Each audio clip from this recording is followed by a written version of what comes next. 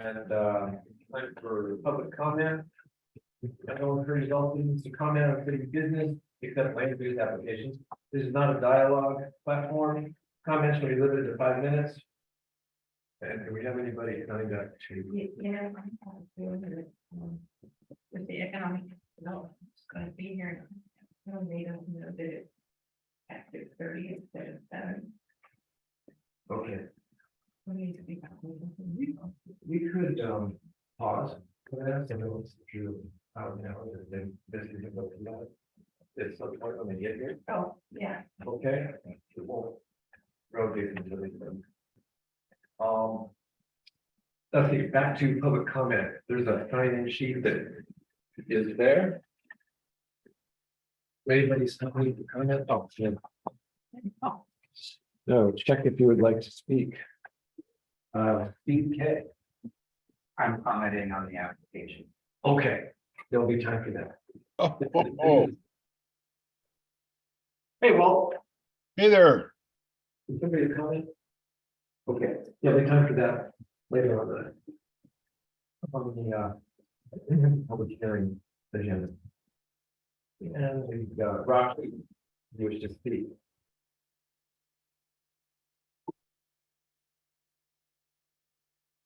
Lost a second, have lost. There was a notice, I believe, one of the latest ones put out by the planning commission relative to planning commission meetings. And what I understood from it is that there was going to be a change beginning in August. But I didn't understand whether it's a change in regular planning commission meetings or whether it's a one-time kind of a change in the meeting. So I'm looking for a clarification. So starting next month and future meetings will be on Mondays. At 6:30 Now it's clear. until further notice. Great, anything else? Anybody online? Have public comment? And no raised hands. Right. Just when having a public hearing. The purpose is to the development review. And then we'll go to the public hearing agenda.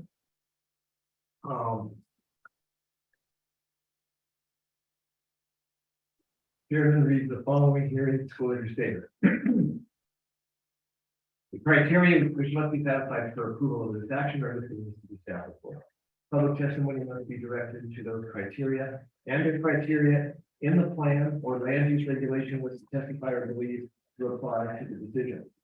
Failure to raise an issue accompanied by statements or evidence sufficient to afford the planning commission and the party opportunity to respond to the issue precludes an appeal based on that issue.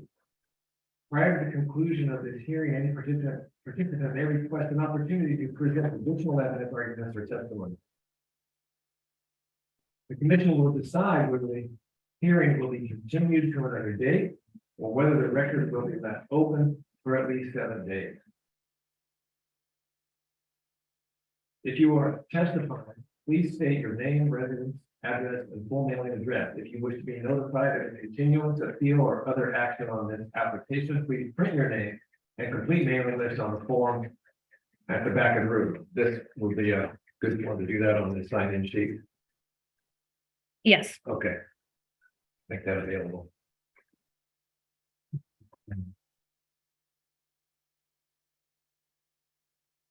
So.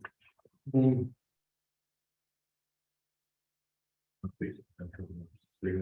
not disturb.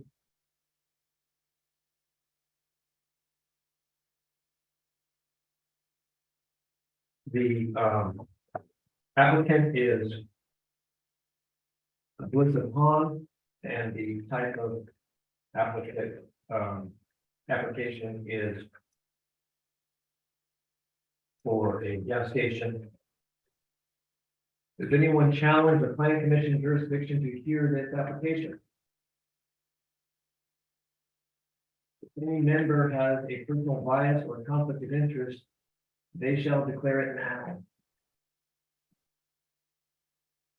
Hearing none, we'll move on. If any member of the commission has made a site visit, they shall state their impressions or observations.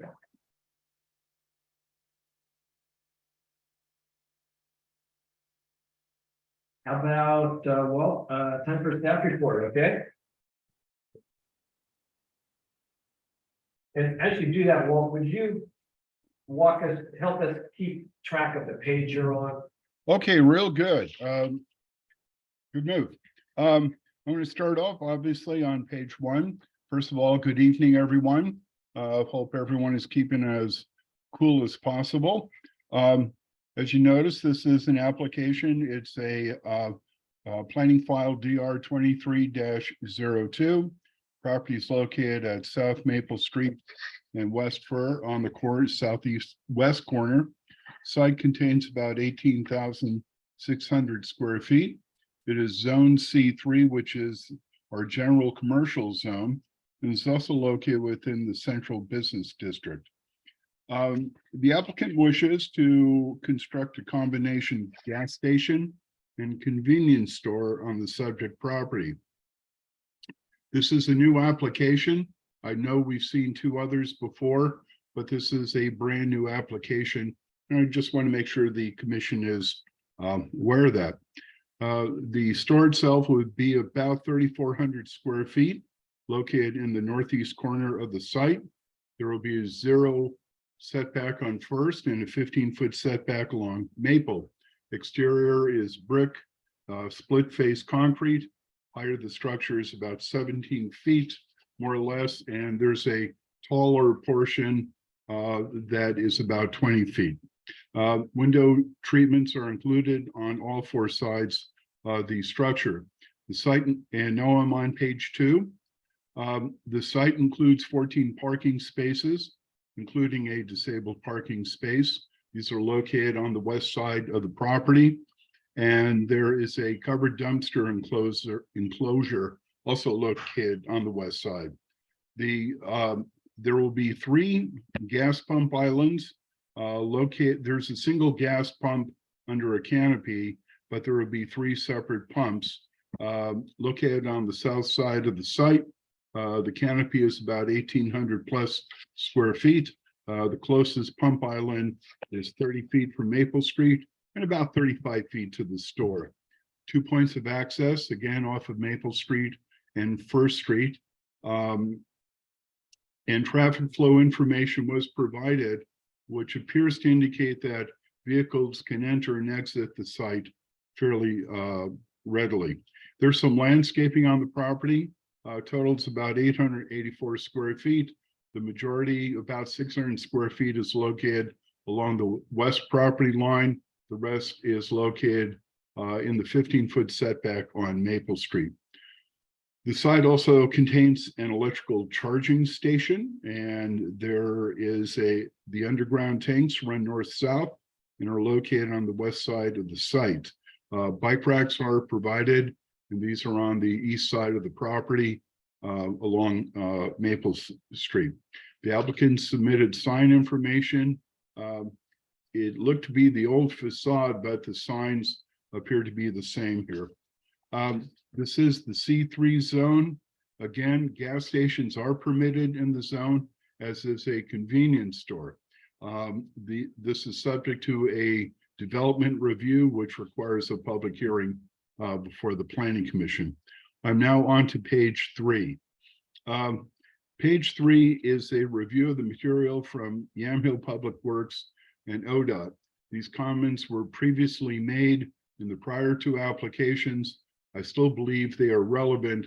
I just included them as the basis for potential conditions. But again, comments from ODOT are under item C, and city engineers' comments are under item D. Now we're on to page 4. This is really a 2-part application, if you will, reviewing the standards for the C3 zone, but also reviewing the standards for the central business overlay zone. Now I'm going to start with the C3 zone. Under section 10.28.050, an applicant is required to submit a design review to the Planning Commission. We're now on to page 5. Under subsection A, it lists a number of items that the governing body may impose as conditions. These are just if you will, guidelines and are not part of the decision criteria. Under item B, it notes that the activity should have no objectionable issues with regard to odor, dust, smoke, etc.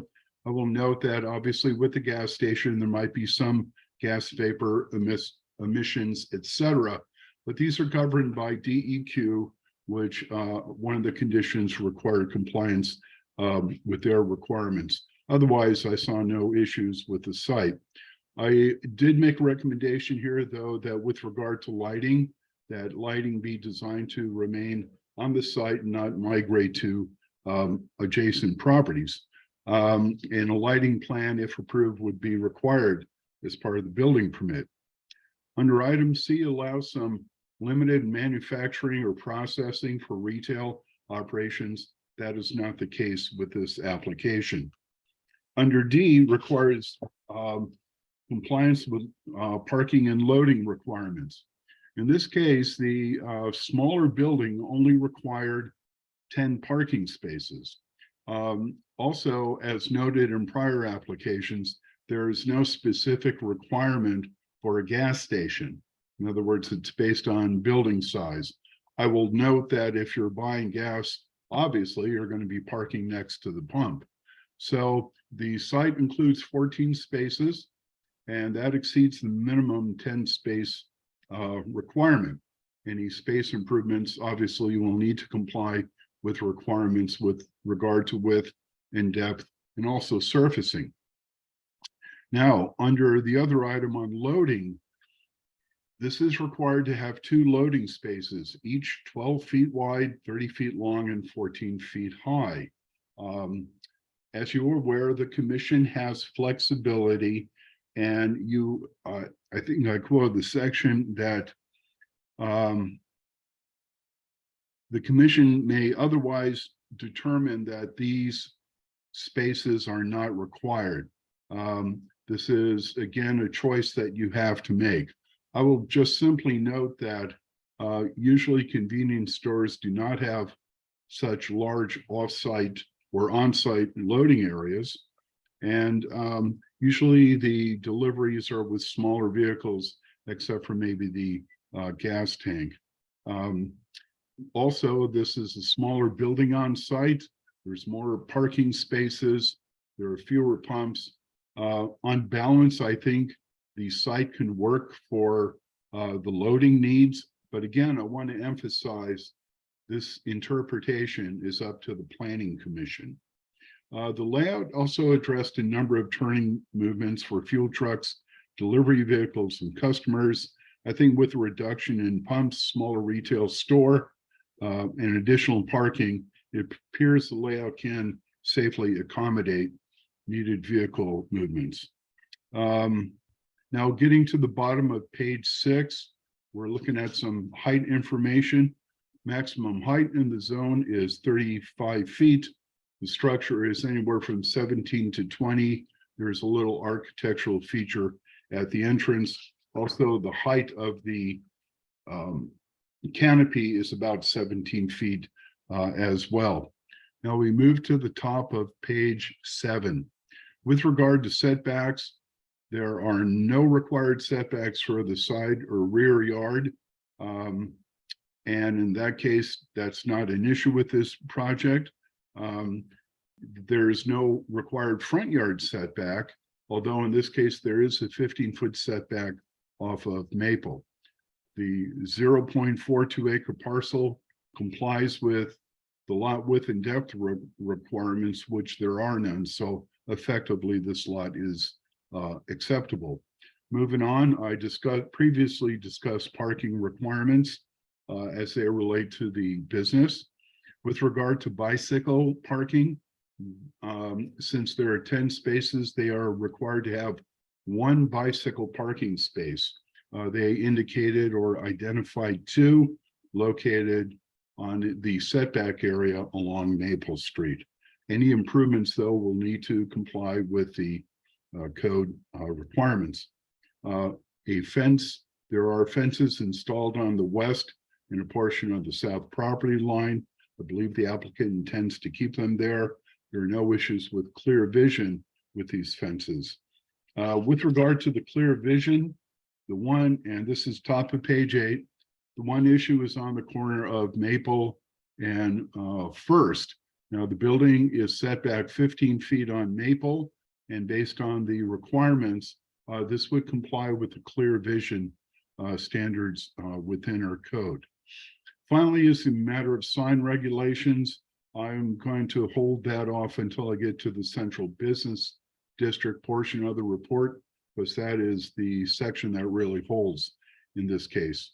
Finally, this development review wraps up with conditions imposed that would apply if the site were located adjacent to residential uses. That is not the case here. Everything that surrounds the property is also zone C3. Now on to the central business district. The land within the central business district is subject to not only the C3 zoning material, which I just reviewed, but also has separate standards that are found in chapter 10.46. And so we're starting now on the bottom of page 8. The first item is landscaping. If the site is not improved upon, buildings, parking, walkways, etc., all remaining portions of the site need to be landscaped. And that is the case with this site. We have a landscape strip about 600 square feet along the west property line, the required landscaping with their setback area on Maple Street, and all the remaining portions of the site are developed. Now, moving on, the next item is building standards. Setbacks. The maximum building setback from a street side line shall be 20 feet. Effectively, this allows 0-foot setbacks. Along the street side on West First Street, there is a 0-foot setback. On the Maple side, there is a 15-foot setback.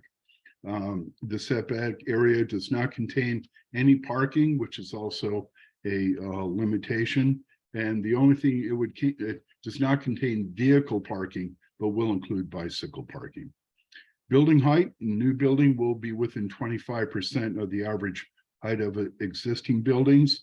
Again, I provide some information there, or the applicant did. Certainly the building height is within 25% of the mean. The entrance of the building must face a public street or be perpendicular to a public street facing an internal parking lot, and no more than 50 feet from the public street.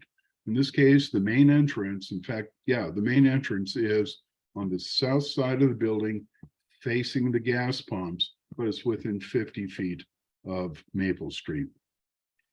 Building facade, brick, or stone or wood features, more natural features. That's the case here. Brick, split face concrete, definitely acceptable. Now on to the top of page 10. Section 1046.050E has special design requirements. After going through the C3 zone and the central business district, we now get down to a level for property located on either side of Maple Street. And the following apply: setbacks.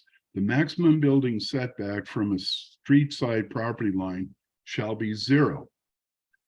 2, the building shall be within 10% of the average height within the block. And building design, building shall be similar in character and design with existing structures. Now, in this case, the building does not comply with the setback on Maple. It is a 15-foot setback. This may need to be balanced, and again, some of the commission needs to look at with maintaining the clear vision area. Also note that the building itself has a, excuse me, on Maple, a brick facade with some window broken out by a couple of windows, but does not have an entrance like other buildings on Maple Street.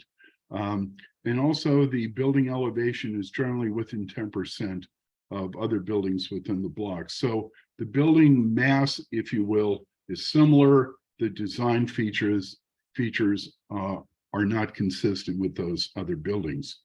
There's no walk up, drive up, or drive in window. So provisions in the central business district do not apply. With regard to signs, and I'm moving to the top of page 11, maximum allowable area for this building would be about 100 feet. Staff estimates the total area at 72 square feet.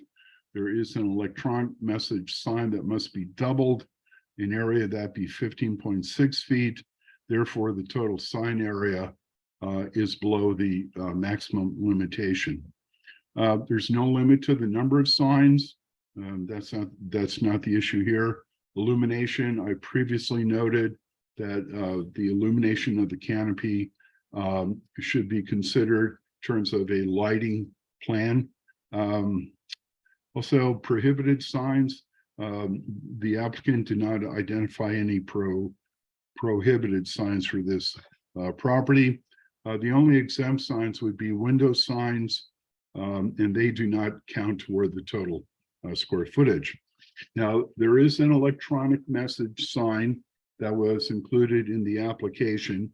I know that the square footage complies with the requirement, but they still have to go through the conditional use and variance application for that particular sign.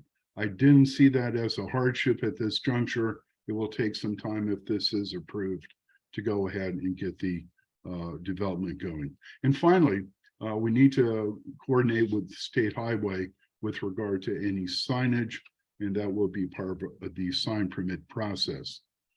Now, I'm at the middle of page 12, and I'd like to go through summary comments here. The first item, there were some issues that require a little interpretation and discussion on the part of the Planning Commission. The first item is loading. The code requires 2 substantial loading areas for this particular project, and none were provided that were identified as separate. I also noted, though, this type of business generally doesn't have a separate loading, and that the additional parking space, the smaller island, the smaller building, all would probably in some manner be acceptable to not having a separate loading area. However, again, that's something that you need to discuss and determine if that's appropriate. The second item is that we have a conflict, if you will, between the setback and the clear vision. Code is pretty adamant that there is a 0 setback if the building is along Maple Street. This one has a 15-foot setback. That allows for a clear vision area, but it violates the code provision for a 0 setback. Other buildings on Maple Street, and I think I noted this before, those on the corner lot do go to 0 feet. So that's something that, you know, again, you got to balance the clear vision with that setback requirement. This could be without the clear vision, could be a safety issue. But I also note that the building on Maple Street does not exceed the 20-foot setback limitation of the underlying central business district. So there's some balancing there that the Planning Commission will have to consider. The top of page 13 is the electronic message sign. Again, the sign is within the building district, central business district. It will require a separate conditional use and variance approval to install the sign. And that will require a public hearing before the Planning Commission. The big issue in my mind is still the design. Buildings along Maple Street block have their main entrance onto Maple Street, along with significant window treatment bordering the entrance. In contrast, the building's Maple Street facade includes 2 small windows, while the building entrance is on the south side facing the pumps. This raises the question as to whether this design is similar in character and design with existing structures. Now, the Planning Commission has some interpretation authority, if you will. Under chapter 10.52, provisions under 10.52 can address the matter of loading, which we've just discussed. But with regard to the design, under section 10.46.070, this section states the commission may allow modifications to the sign design requirements, to the site design requirements in the central business district when both of the following criteria are met. Under A, the modification is necessary to provide design flexibility. And one, conditions are unique to the site which require a modification, parcel shape or configuration, or a modification is necessary to preserve trees or natural features. The second item, B, modification of the standards in this chapter shall only be approved if the commission finds the specific design proposed is substantially in compliance with the intent of the central business district design provisions. Regarding the first item, again, I don't think there's any unique conditions on the site. I don't think there's any trees, natural features that require preservation that force the issue, if you will, of a building modification. We could look at the shape of the property, but it's still a relatively a rectangle like many other parcels. And I think if we, again, the proposal may be fine for the applicant, but may be inappropriate for the size of the subject property. And that's why I always get a little nervous if, you're working trying to squeeze something in. With regard to B, judging design is subjective. I recognize that. The building setback serves a purpose. It does provide bicycle parking and maintains the clear vision at the intersection. However, it fails to comply with the setback limit. So in other words, again, that trade-off. My bigger issue, though, is that if you compare the east wall of the convenience store building to other Maple Street commercial buildings, running the building perpendicular to the street negates what is otherwise an attractive entrance that could fit within the downtown objectives. Now on to top of page 14. Generally, the proposal complies with a significant number of development requirements, building height, use, parking, so forth. However, the site does not meet the loading requirements, and the commission must make an interpretation on those standards. Further, the building setbacks in Maple Street fringe design do not comply with the central business district requirements. And again, the commission has to make a subjective judgment. However, that judgment can only come with complying with provisions in section 10.46.070, which I just discussed. I can't make this interpretation or subjective matters. This is left to the commission here. However, unless the interpretation and judgments meet with the commission's approval, and again, findings with the particular requirements in 10.46.070, the application does not meet code requirements. However, if the commission finds the proposal complies, staff has provided a list of recommended conditions of approval beginning on page 14. And with that, that ends the staff report. And I'll be happy to answer any questions the commission may have. Whatever, any questions? Well. No. I can do the application. No. Okay, just questions about the staff report, I think is what we're asking for. Well, would you remind me, in past applications, you were counting the spaces at the pumps to fulfill some sort of requirement. Those were counted and added to the total so that it met a required total, and yet I kind of got the impression there is not a required number of parking spaces Can you square those two things for me? Sure. With previous applications, I think they needed 12 or 13 parking spaces and only had 9. Part of my argument was if someone's going in for gas, that doesn't necessarily mean they're going to go into the store. They're going to go to the fuel pumps, fill up with fuel, and they will move on from that point. You don't need a separate parking space because they're buying fuel. There's also a situation where someone is doing a dual purpose thing. They get fuel, go into the store and grab a cup of coffee and hit the road. So I thought at that juncture, it would be probably acceptable. Again, something to think about, and you have that interpretation provision, possibly would be acceptable to allow that limited parking, even though it did not meet the requirements for the size of the building. In this case, they shrunk the building and added parking, and they exceed the parking requirements. And whether or not someone goes to a fuel pump or not is really immaterial at this point. So that's If this building size, what is the required number of parking spaces? 10, and they have 14. Okay, See, that's the difference. They actually reduce their parking needs. so that seems to ease the loading. the That loading was- situation. That was part of my concerns.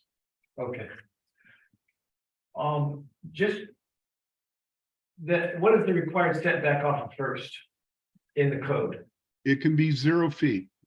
It is required to be 0 feet or, That's what it says, that buildings along Maple Street have to have a 0-foot setback. The code isn't very clear whether or not that applies just to Maple Street or buildings located on the corner. So I would say they have a 0-foot setback on First. They certainly meet that requirement. yes. Is there a problem with having a 15-foot setback from First There with no parking? Actually, I think that would be your interpretation. I personally don't think it would be an issue per se, for the very simple fact that the requirements along Maple call for a 0-foot setback. And I'm thinking that's really specific to Maple Street. So First Street can probably, let's see, maximum setback in the central business district is 20 feet. You can't set it back more than 20 feet. Along Maple Street, it's 0. Got it. Those are my questions for now. Okay. Okay, do we have any correspondence, Angie? Yeah, letters that came in, I did not receive anything. okay. Applicants, time for the applicant's presentation. Would you give us your name and address? Good evening, planning commissioners. My name is Steve Kay with Cascadia Planning Development Services. My address is PO Box 1920 in Silverton, 97381. So following your review of the previous application for the automobile service station, the applicant carefully considered all the comments that were received during that hearing process. And there was an honest effort to try to address every concern possible. As a result, we feel that the current proposal does provide some significant improvements over what we last viewed. As you know, this property is zoned C3 general commercial. It's also located within the central business overlay zone. And section 10.46040 of the annual code states that unless specifically modified by the overlay zone standards, regulations do not prohibit nor alter the requirements of permitted uses in the general commercial zone. In the C3 zone, automobile service stations are a permitted use. And therefore that use is allowed in the overlay zone. We feel that the staff report does an excellent job of detailing how the applicable development standards in the C3 zone are met. Findings state that the proposed automobile service station meets the height standard, setback standards, and the vehicle and parking standards. The submitted site plan and the staff report also illustrate how spaces are now provided in front of the convenience store to accommodate loading needs. There are several features of this proposed development which do require some interpretation by the planning commission to determine if this design substantially complies with the intent and purpose of the central business district standards. The code states that the purpose of the central business district overlay zone is to establish development regulations that are designed to address the unique challenges of the city's downtown. This automobile service station with a convenience store is by definition a use which is located in a convenient location where people can quickly purchase various products such as grocery items or fuel for their vehicles. It is more automobile centric in use than, say, restaurants or general store or financial services in the downtown core. When accommodating this type of use in the downtown, there are site conditions here which do require some special considerations when applying these central business design district standards. The proposed design tries to balance the unique challenges of this site and the downtown area while addressing the public need for convenience when providing this type of service.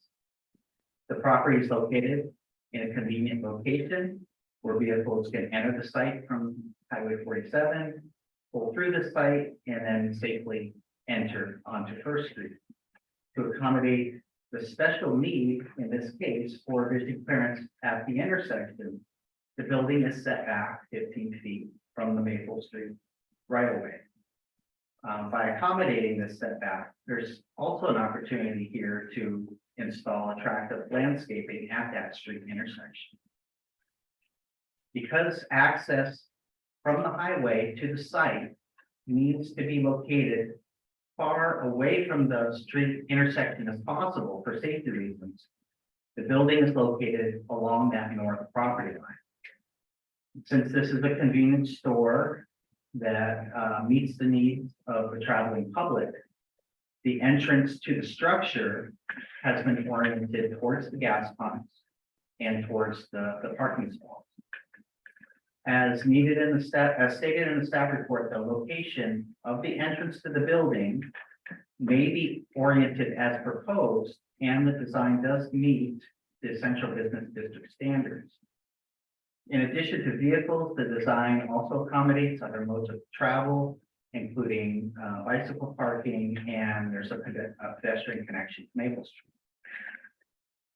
To match the character of the downtown, the applicant's proposing to develop a brick-based structure. The current building elevations include additional windows to provide consistency with the design of other buildings on Maple Street. As required, this use will comply with the city's sign standards, and lighting will be designed to meet the city's requirements. The applicant also understands that the proposed electronic message board on the fuel pump canopy does require a submittal of additional application at a future point for a conditional use permit and for a variance application.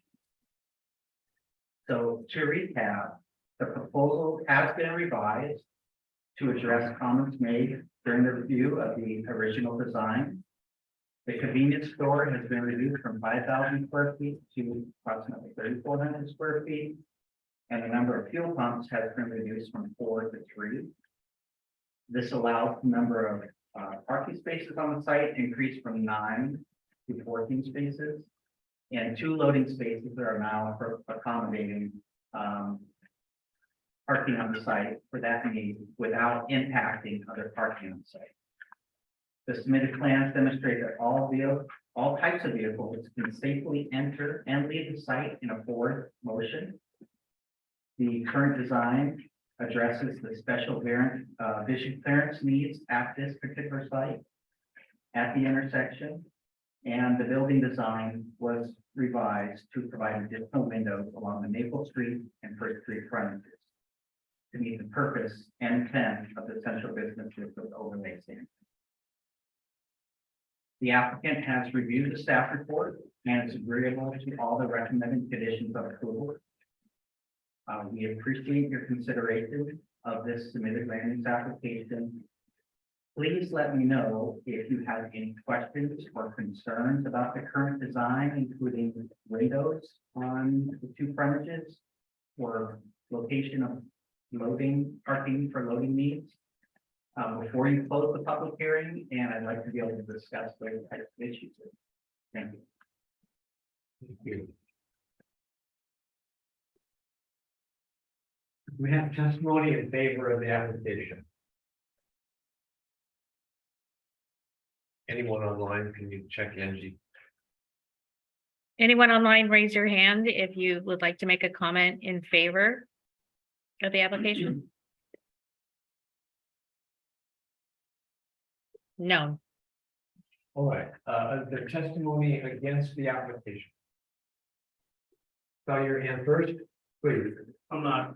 Oh, go ahead. If you could please. Every time, thank you. Mitchell, 760, second street. Yeah, Corey. Nothing, kind of not opposing or against. I just have a question with traffic study. If that's one of the questions. Where the current exit is out on the 47. And then First Street, if somebody's gonna turn right off of First Street on the 47 and somebody's going out from the gas station to turn left on the 47 to head northbound, you get kind of a crossing plus the intersection of First and 47. And then I just wondering if, I'm not sure how extensive the traffic study has been, but there seems to be quite a little in and out situation going in there with somebody wanting to turn right, head south, somebody wanting to go out, head north at the same time. And I don't know if that's been addressed or not for a traffic study. And then anybody traveling northbound on Highway 47 that needs to turn left to the gas station against oncoming traffic, is that gonna back traffic up to Second Street? And, you know, cause issues there as well, because if somebody wants to turn left at the gas station, and they gotta wait for southbound traffic, how deep is that traffic? And we all know 8 o'clock in the spring for school, it gets pretty crazy around here. That's my question, is how in depth is the traffic study? Thanks, Chuck. I followed all that. Let me just go through me, Walt.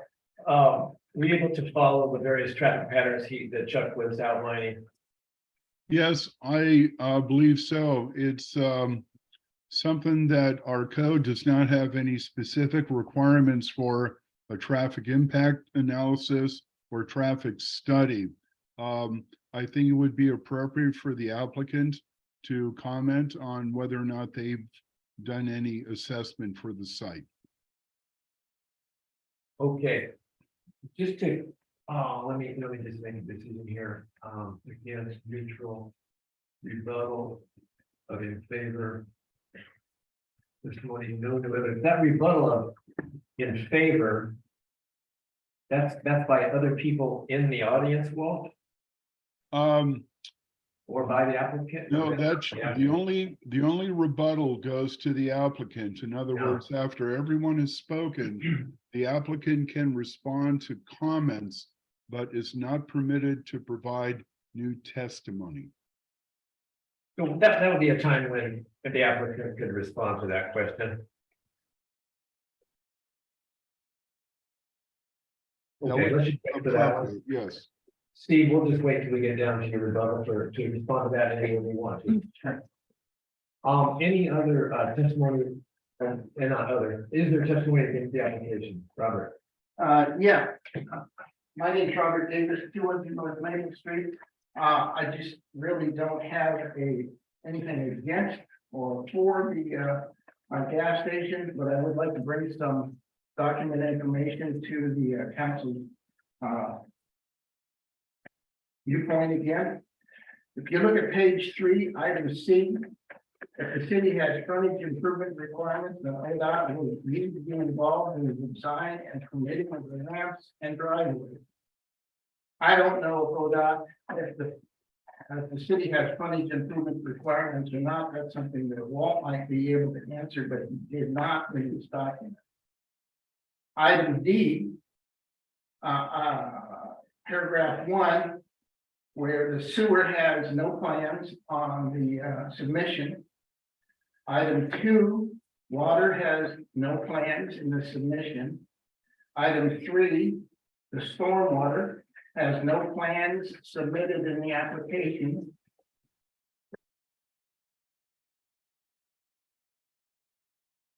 Four, item C, the curb ramp has no plans submitted in the application. Page 5. Item 2, last paragraph. The city should stipulate that all lighting from the pump island canopy and so on. Further lighting may not cast a glare reflecting the public right of way. A plan should be required as part of any building permit submittal. There was no plan submitted for the canopy lighting. Professor's not building permit. Page 6, Questions? as Walt already discussed, section 10.52.060.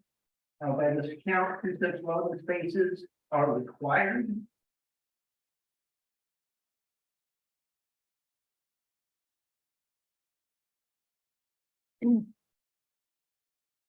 Page 10, under findings.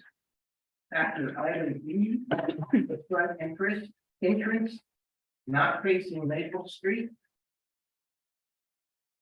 Item 3, the last paragraph under findings, digital wall sign, there is no plan submitted in the application. Page 11, for a fourth sign reduced, and land use approvals, after fourth sign is part of the application, which there is none.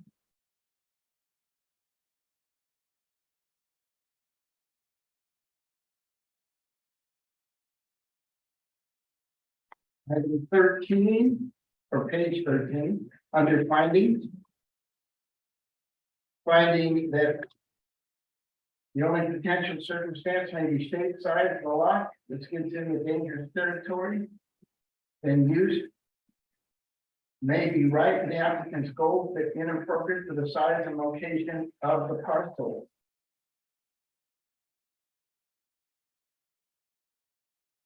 And then I did my own calculations on the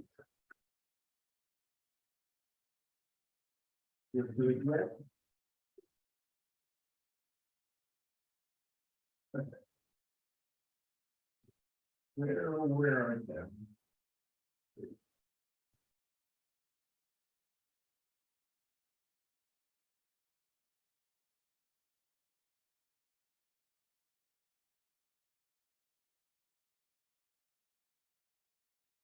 Oh, there it is. Sorry. For the next to the last page, page actually 86-1 or .1. It shows the actual footage of the convenience store. It shows a pretty good layout. I had to estimate the size on this diagram, but I figure it to be 71 feet by 42 feet. Given that fact, I counted up the lighting units. According to the legend, there's going to be 2 by 4 LED panels installed in this area. There are 20 of them. Each fixture produces 4,700 lumens. 4,700 lumens is considered to be 5,800 watt light bulbs. Or in other words, 100 watt light puts out 1,600 lumens. So in this 2,100 square feet, part of the main part of the store, the lighting will be 94,000 lumens. That's twice, more than twice of any residential home of its same size.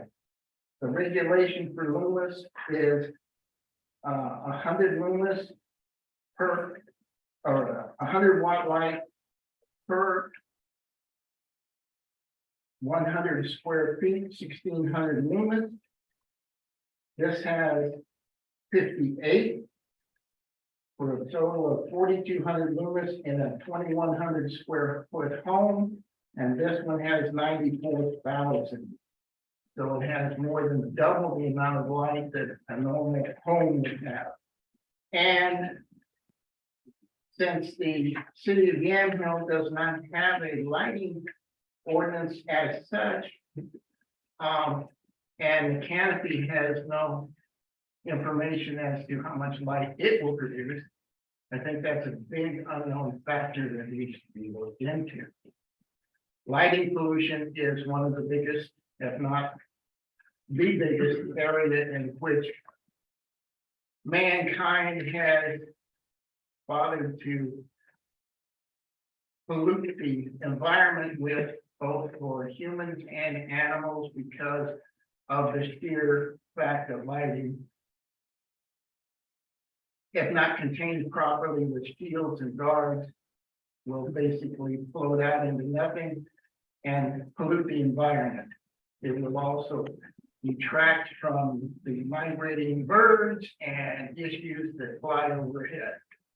So, other than that, thank you very much for your time. Thank you, Robert. Just to address the parts that Robert pointed out were not in the report, could you speak to those in general? Well, Excuse me, could not hear the question. okay. There's quite a bit. It would be good if we could make a note of that, And that was great. our online person couldn't hear. Maybe you heard Robert, I'm guessing basically your question. Oh, you heard Robert. Yes, I did. I Oh, did good. not hear You hear your, my question. yes, Robert pointed out a lot of issues that would be resolved when the building permit is obtained. Pointed out that those were not addressed in the application. Would you address that? certainly. We're looking at the land use at this juncture, and I can understand where this sometimes gets a little confusing. There are three basic components of development: land use, public facilities, and building. We're at the land use portion of this journey, if you will. We're looking at whether or not the use is allowed. It can be accommodated on the property. It meets the specific development and design requirements for its location. The issue of the building permit is held under a separate agency. And the basic thing that even in the conditions of approval, it says they have to get a building permit and comply with those provisions. Folks who have done this stuff on, lighting, et cetera, would be able to, I think, address that a little bit better. I'm just getting at is that whether, anything that the planning commission would approve within the city will most likely require a building permit, and they're subject to the specific requirements under the building codes agency that are enforced through Yamhill County. So I understand his point. It's just that at this juncture, it might be a little too early to discuss building permits without going through the land use approval. The other thing I want to make clear on the lighting was that they had to ensure that the lighting from the canopy did not migrate onto adjacent properties. And they have to come up with a particular lighting plan that shows how the lighting will face down and will not migrate. And that was placed as a recommended condition of approval here. The one other thing I want to speak to is that with downtown, with the development standard, development review, there is no specific requirement for engineering plans at this juncture. However, I do rely on the city engineer to at least provide comments that the building can be serviced.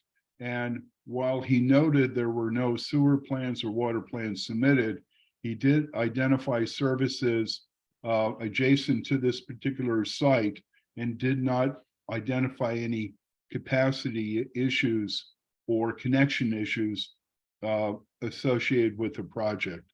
So I hope that helps. Thank you. I don't think we had any in favor testimony. So there's no rebuttal of that. Rebuttal of against testimony, you can interpret anything you heard as against that you want to address. Oh, excuse me, Rocky, did I miss something? I did wish to speak concerning. this Oh, yeah. development. I didn't see your hand up earlier and I should have asked again. So you have testimony against? I do. Okay, please.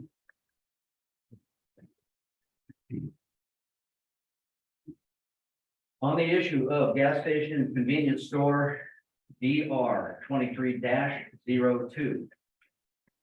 In principle, this development, if it meets all municipal, building, and all other special and safety codes and uniform applicable standards, the planning commission should recommend to approve this development proposal. If, couple of words here. A principle and if, and that's what the planning commission is attempting to do, is to look at all of those issues. On page 2,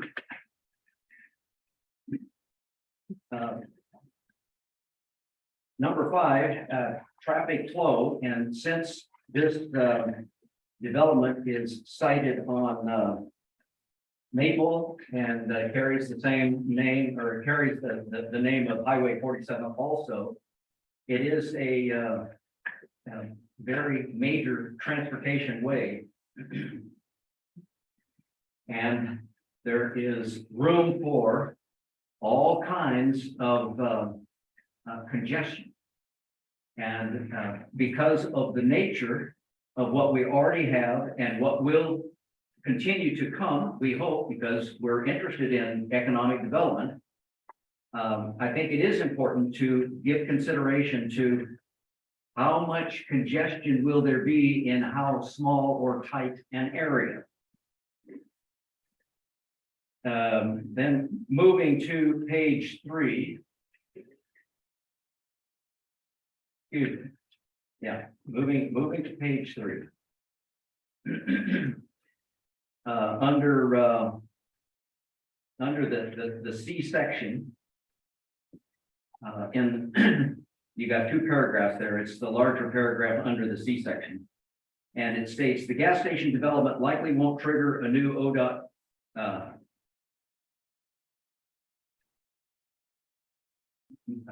lost my place. Approach Won't application. trigger a new ODOT approach application since there is an existing approach that previously served as a gas station. While all that is very true, and it was there for many years, but we're not looking at the same kind of development today. Today's development is much more comprehensive, and the amount of traffic generated back then and what we hope will be generated today, if this can happen, will be considerably different. So the planning commission is going to use some thinking about how to accommodate and allow things to happen in the overall best interest, which would include everybody, including the developer.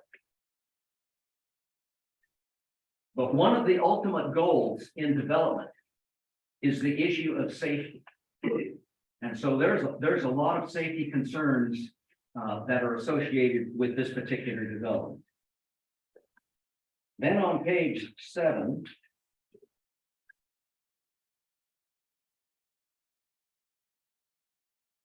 Under item E, we have section 10 .28.090. Lot area and width, there shall be no lot area or width requirements in a C3 zone. And it meets that requirement. We have 0.42 acres on this parcel. And what is intended to do, I am not against development, but I am speaking about what this particular site and all of the circumstances that impact everything. I'm speaking about that. So the site is 0.42. As we would look at like kind of facilities, many of them, especially the newer ones, are on larger pieces of ground. Now we move to page 13. Under K, and under item 6 of K, ingress and egress. That's the focus. So we have a 40-foot driveway entrance on the Maple/Highway 47 side. This would be page 8. Forgive me, I'm sorry. I'm getting ahead of myself. Page 8, item K. Number Roman numeral 6. Ingress and egress. A 40-foot ingress and egress on Maple and or Highway 47, and a 25-foot on First Street. With the kind of vehicular construction that we have today, we're all thinking big. Big is always better. So we have larger vehicles. The pickup of today is not the pickup of yesteryear. And so in like manner, the trucks of today, very large, very large. So now let's move to page 13.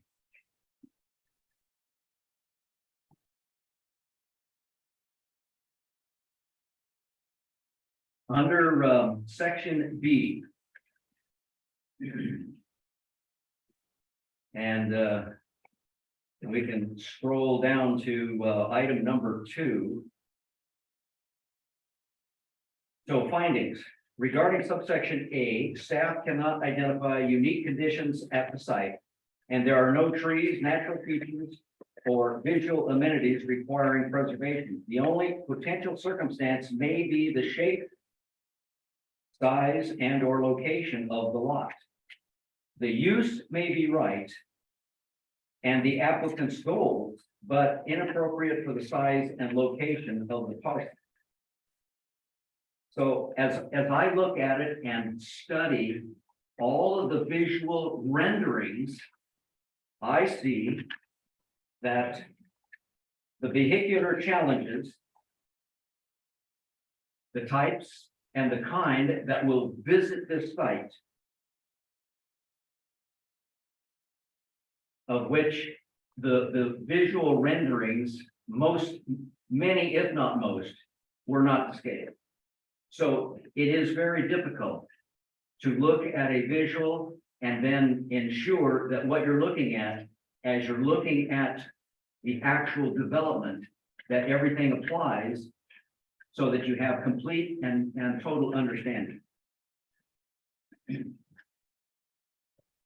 So we have questionable lengths of vehicles and vehicle combinations, so vehicles, trailers, and all of the shapes and sizes that we have today.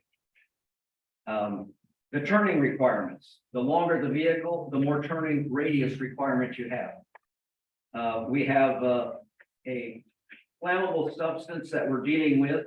So we've got vehicles coming and going. We've got flammable liquid that is being deposited from time to time. I know it's not every day, but nevertheless, we would hope that this business would grow and be wonderful for the people that own it and serve the community in which it is located. But safety is still a major concern. And so under the B part of findings, judging design is at best subjective. Also, the actual application to the site is or must be objective. The proposed congestion to limited and confining space would deduct or deduce a conclusion. This development proposal is better suited upon a larger parcel of land to comply with city's municipal code to protect the fundamental criteria, preserving health, safety, and welfare. Rocky, those were your words you just read, right? I'm sorry, Those were your words. That was your statement. those were my words. Your Yes. personal words. Yes, Very good. but I will give you the municipal code's words. Under municipal code, title 10, planning and land use, 10.48, general provisions, 10.48.010, general requirements. Requirements, folks, we're talking about requirements. The provision of this title shall be construed to be the general requirements of the promotion of the public health, safety, and general welfare. Then under 10.48.020, minimum requirements. In interpreting and in part, planning commission decision makers, you have to interpret certain parts. In interpreting and applying this title, the provisions herein shall be held to be the minimum requirements adopted for the promotion of the public health, safety, comfort, convenience, and general welfare. So as the planning commission would take all of this information and deliberate over it, we must be thinking not only of today, but we must be thinking of tomorrow and the future of developments that will, we hope, be taking place in this fair city. And so I leave you with those concerns. Thank you, Rocky. Any other argument, testimony against the application? Okay. Rebuttal of against testimony, please. Thank you, Commissioner. The planner, the city planner addressed some of these issues already. But as far as a traffic study, it's not required for this use. But included with your application packet, there were figures which showed how various vehicles could turn in and out of the site safely. How the turning radius for those types of vehicles could be accommodated. All size vehicles, including F-150s, F-450s were included here. Camper trailers, delivery vans, and fuel trucks. And I did want to clarify that I'm not sure if this was discussed with the last application, but the delivery of fuel would occur when the business is not open. So non-operating hours, So the operating hours that are, that would be for this business is between 5 AM and 10 PM. That also, kind of ties in with some other comments about lighting. In that, not all the lights would be on inside the structure, after hours. Would be security lighting, but, lighting would not, be as for commercial use all through the night. And, there's gonna be a requirement that all lighting is shielded and contained on site within the property lines, and the applicant intends to follow all those standards.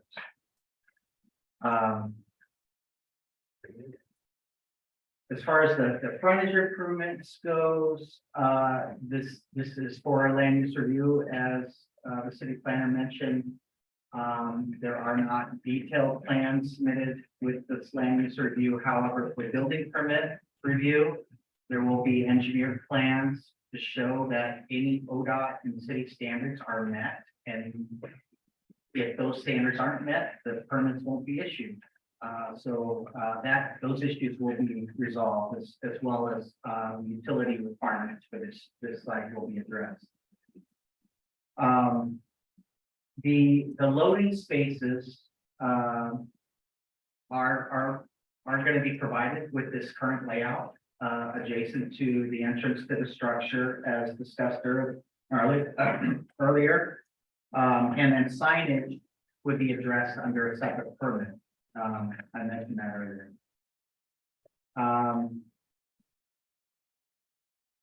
So we feel that the safety concerns are addressed with the diagrams that were provided in your application packet for the different types of vehicles entering and leaving the site.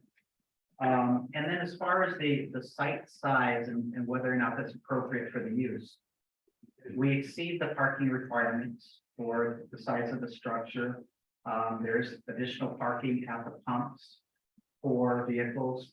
The diagrams that are included in the application show how vehicles can pass on site. And what's typical for any two-way traffic in almost all jurisdictions is 24 feet wide for two vehicles to pass of any size. And on that West Street entrance, you see that a 25-foot aisle and access into the site is provided. On the other side, it's wider. That's because the access for the fuel pumps will be from that side mainly.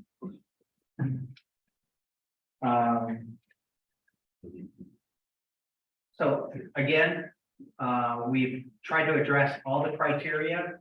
We feel that we've done a good job of doing that and listening to the concerns that were raised at the previous hearing. Again, the orientation of the building towards the fuel pumps and the parking stalls is permitted in this overlay zone as long as it's within 50 feet of Main Street, which this is. So we do meet that standard. Where there's some interpretation is the setback standard for Maple, and we understand that. This is a special condition or situation though, where we do have a site distance concern that's at the intersection that we're addressing with this building and the placement of it. If you have other ideas how that could be resolved, I'd like to discuss that with you. As far as the number of windows that are on the Main Street elevation, if that is an issue for any of the commissioners, please let me know. And we can discuss that issue as well. Hopefully, if you have concerns, you can raise them with me before you close the public hearing and start delivering towards a decision. Thank you. Yes, Steve, I want to, maybe we won't close the hearing, but I do want to talk amongst us as issues come up. Before we close the hearing, so we will have a chance to address your, with questions. So feel free to feel confident that we will be coming back to you if we have questions. All right. And we will start with questions right now, but I think more may arise, so, okay. I'm gonna hold off closing that hearing and have it kind of be a gray zone, so that we can. Excuse that. me, Ken, Yes, you run into an issue if you ask the applicant some questions, you're basically reopening the hearing. You I just wasn't gonna closed close it. I wasn't gonna close it. Okay, And asking questions, even after we do some talking, we won't call it deliberation, we'll just kind of be. okay, general discussion is fine, but once you Very good. close it and you have deliberations, that's just you folks there. Okay. We're not gonna call it deliberation, we're gonna call it general discussion before we close the hearing, which needs to be included in. Okay. So now it's time for, commission questions to the applicant and the public. So, do you have any, Lynn, do you have any questions for the applicant, or maybe somebody that brought the thing out that you want to know more about? First off, let me say that I think they've done a good job revising their application, and I appreciate that. Look, one of the couple things that I'm having a hard time with is still the east facing wall not matching the downtown, which is overall what the downtown district would maybe, they want it to look pretty close. And really, there is another. I just gotta remember what it was. So if we could address that, oh, and the zero setback on Maple Street. Even though it's a safety thing, you know, pulling out there and everything, I think from everything I hear from anybody I talk to anyway, they want it to look like it is. So it does have the provisions there for zero setback on Maple Street. I would like to see that myself. And then I feel that we're doing our job the way it should be done. But I do appreciate all the work that you guys have done so far, so basically it's the east side and then it's that one. And if you could work on that, I guess. So, I have spoke with the applicant, they are open to adding additional windows. On that east side. So, if there's consensus among the planning commission that should be included as a condition, we can accommodate that. And then, as far as, moving the building closer to, the right of way, is the commission doing that in lieu of not meeting the vision clearance standard? Or are you asking for that in addition to it? Well, the downtown district does have a zero setback. And it does conflict with the safety part of it. So for us, I mean, we're kind of at a catch-22 at that point, but if you fall with what the design is, everybody has zero setback. So I would say that would be more appealing. I guess than like the safety part. So there's always an option, for you guys to craft a condition to require that building to be located right on the property line on the east side. And if the clear vision area is still something that you'd like to have maintained, we would need to look at flipping the building at that corner. In order to make things work on site for traffic flow. And I don't have the applicant here with me, but if you include that as a condition of approval, and if it becomes something that's infeasible for the applicant to follow through on, then they would have to appeal the decision. But I would rather you come up with a creative solution to address your concerns and give us conditions to work with. And then we can make sure that, we can do that to the best of our ability. Okay. Is it our job to be creative or is it your job to be creative? Well, your job is to tell us what standards we need to follow. And we will make sure that, with the building permit, that those conditions are fulfilled.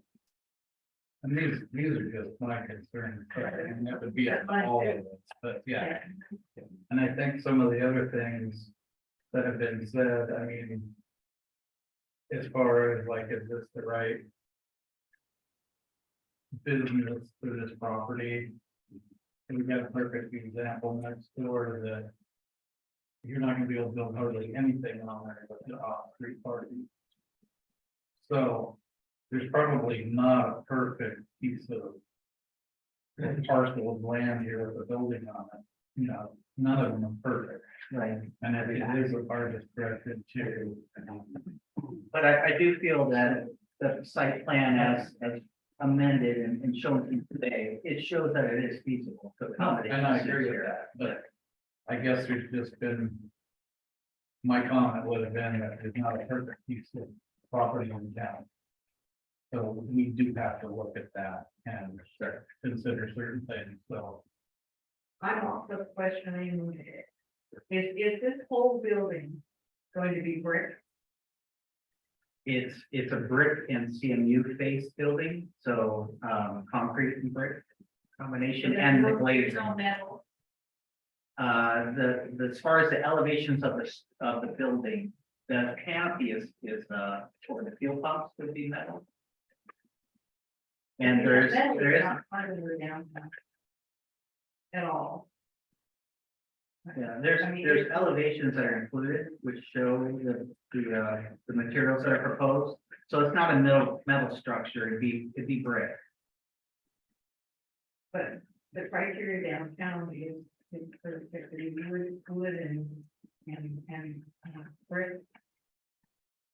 I don't know the metal canopy piece, but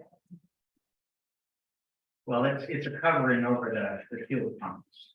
I know, but it is, but I'm just saying.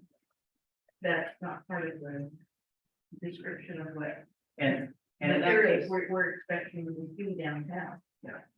I hear you. I think, I mean, in this case, you need to consider that the canopy's set back from the streetscape frontage. It's not, presenting itself the same way that maybe a building right on the property line would be.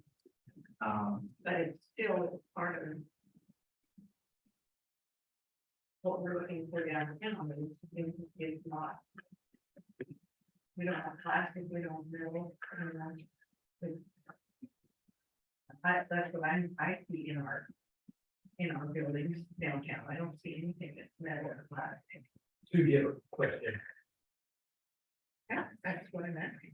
yeah, your question is, could it be something other than metal or plastic? Is that your question?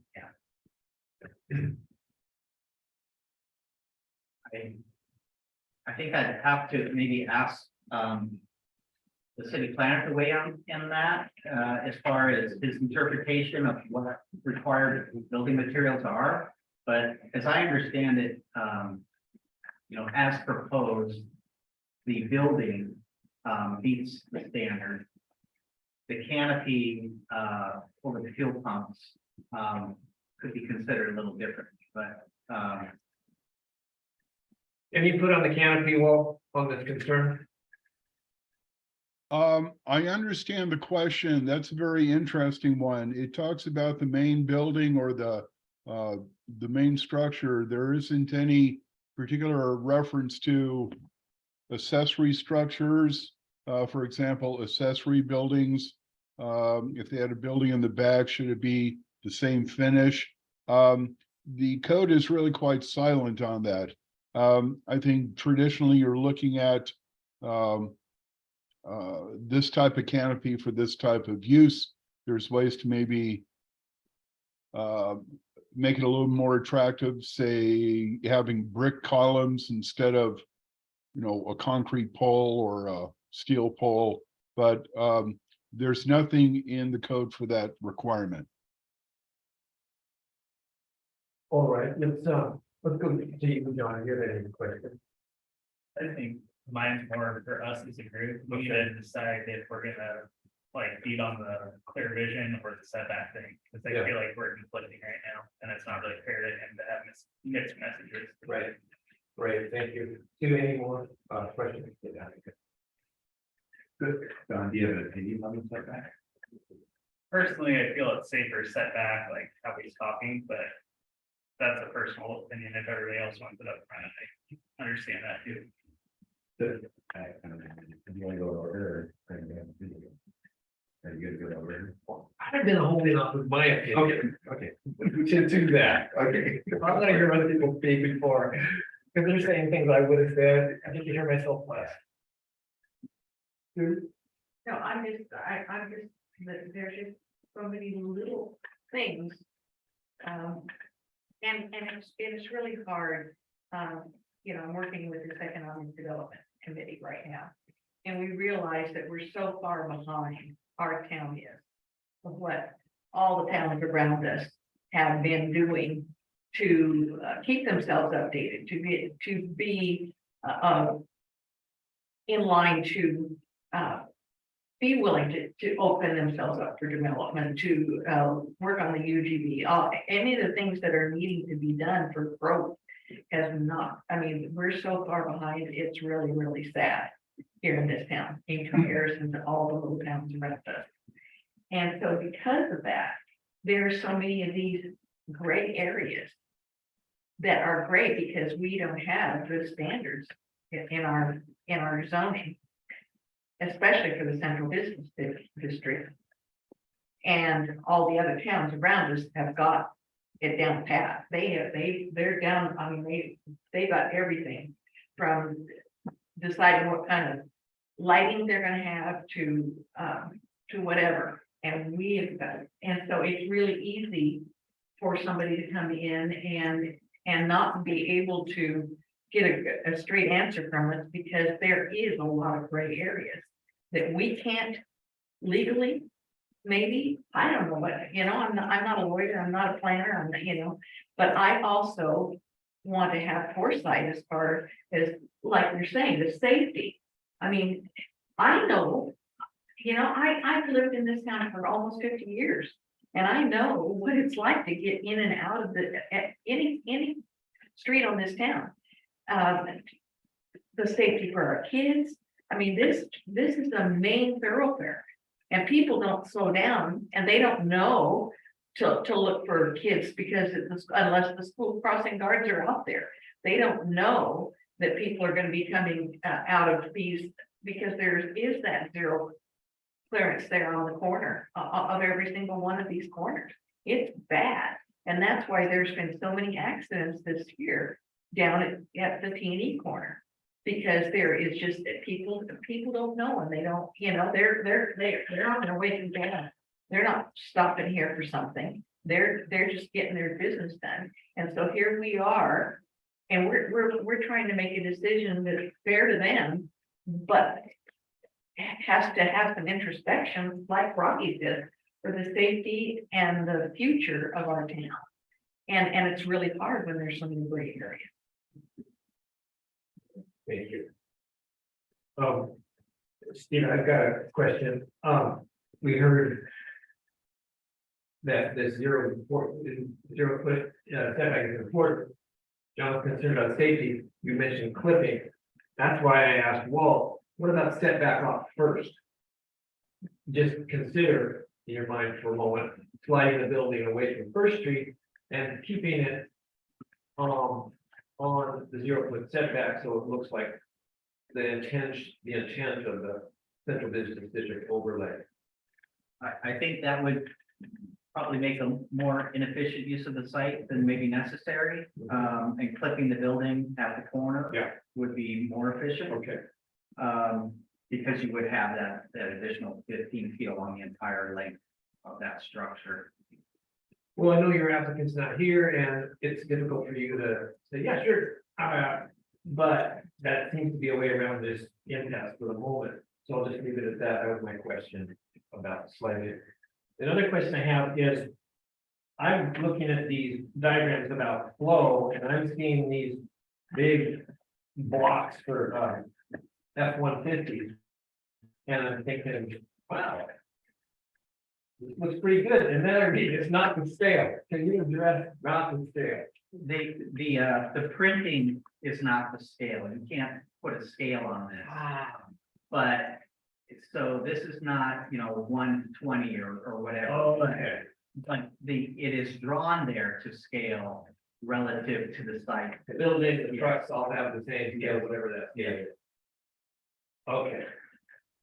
Thank you. How do you know that gas is not gonna be delivered during open business hours? That's a big future prediction. That would be a requirement, and that's what this applicant has done at other locations. Okay. At other locations. So it is possible to say, no, we just don't accept your gas, even though you're coming through town at that time. We're gonna have to reschedule. It's common for fuel trucks to do their deliveries during off hours because they don't want to get in the business this way. All right. Yeah.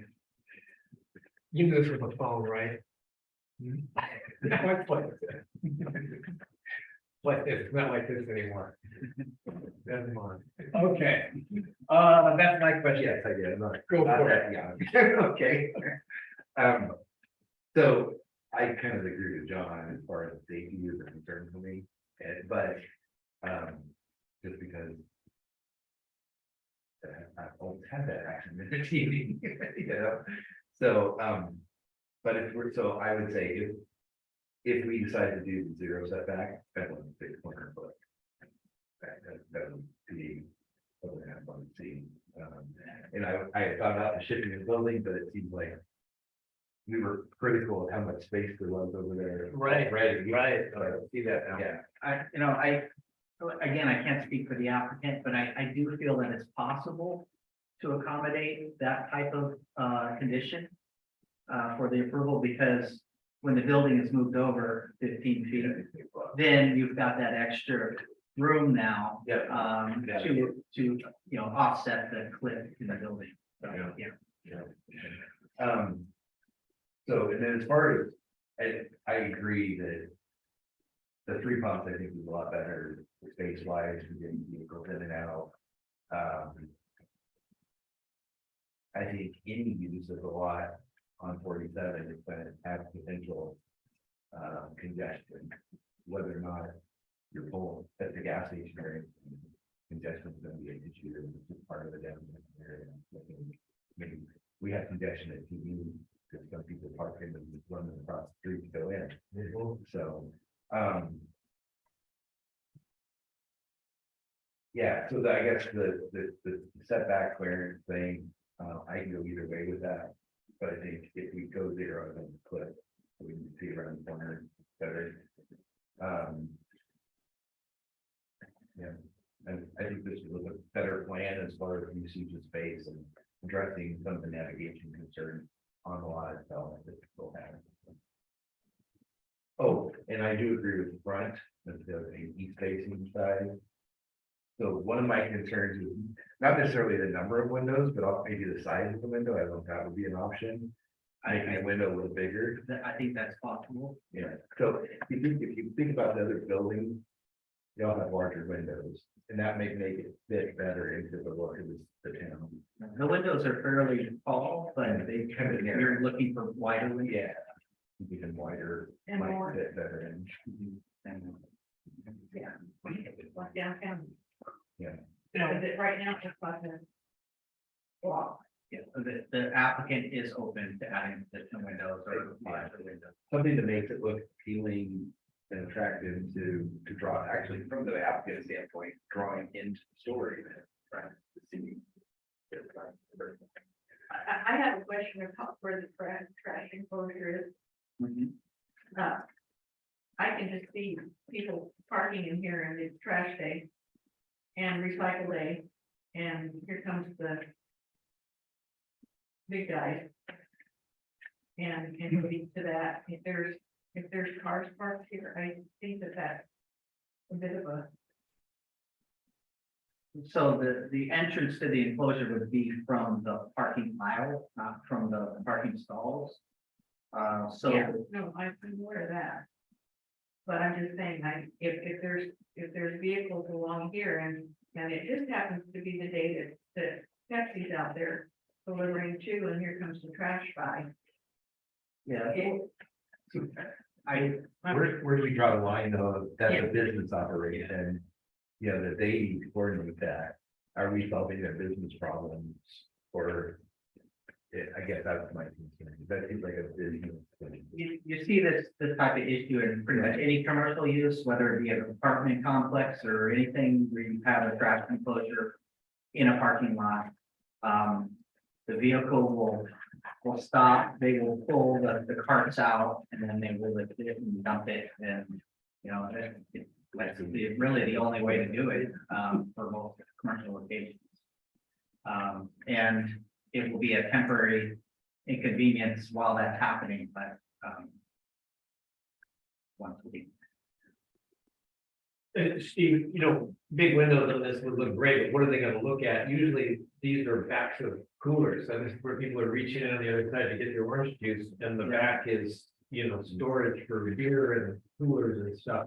So I don't see how you can do it. So, I mean, you're right, some of the back of house functions would be there, or perhaps even storage areas might be on the other side of the window. You know, I've seen those kind of standards in other jurisdictions where there's a requirement to do, you know, so many % of the facade as glazing. And in some cases, it may not have exactly the desired result, other than you've designed a building which can be accommodated for future uses or this use. And it provides the amount of windows that makes it fit in better with the downtown. And if this were ever to change from a convenience store to something else, the windows are there. You know, it's been designed to meet the standards. Okay, I have just,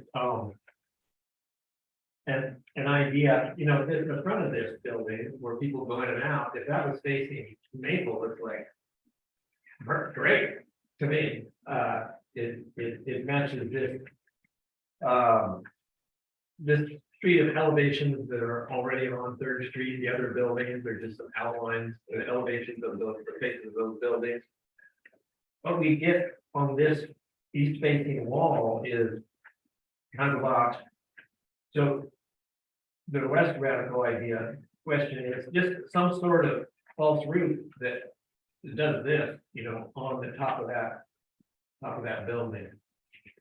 I think there's even some of those roofs that are facing out or there's nothing behind it. And it gives it that design element. Yeah, The other more radical idea is move the entrance on that south facing side toward Maple and have both corners be an entrance. Have it be an entrance from Maple and the entrance for the parking lot. Granted, it's farther away from some of the pumps, it's not central to the building. I'm just giving you ideas that could make the front, because it just seems to be our thinking. It seems like the step brick thing and the vision thing, we've got a way around that. But how this thing looks from Maple is the applicant is open to designing the structure, so it looks like it fits in, you know, with the design the roof form, so that it's facing per se Maple. But I think for convenience of this particular use, it does make sense to have the entrance as proposed on that side, as shown on the floor plan. it doesn't make sense. So I think, you know, that is something that, you know, we would like to keep. Yes, I'm saying have both. Slide it to the corner. Slide this entrance down to this corner and then have an entrance. Both, that corner is doors facing the pumps and doors facing Maple, kind of on each one of the corner. It was just an idea to have a front door on Maple. Again, I don't have the applicant with me to. It's radical, probably outlined, you can be in giving you my ideas that there it is. So is the putting a facade that appears to be the front? Even though. Well, I think, the roof form Yeah.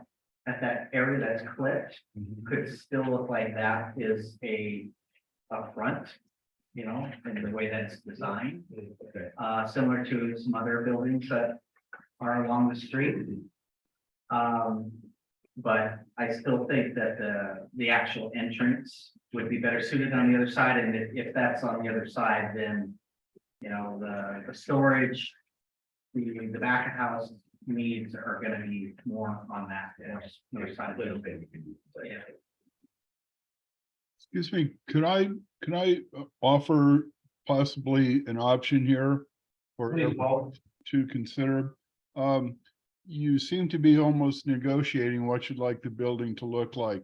I think Sue correctly pointed out, the applicant is here to make their presentation, and you're here to accept or reject that particular site plan.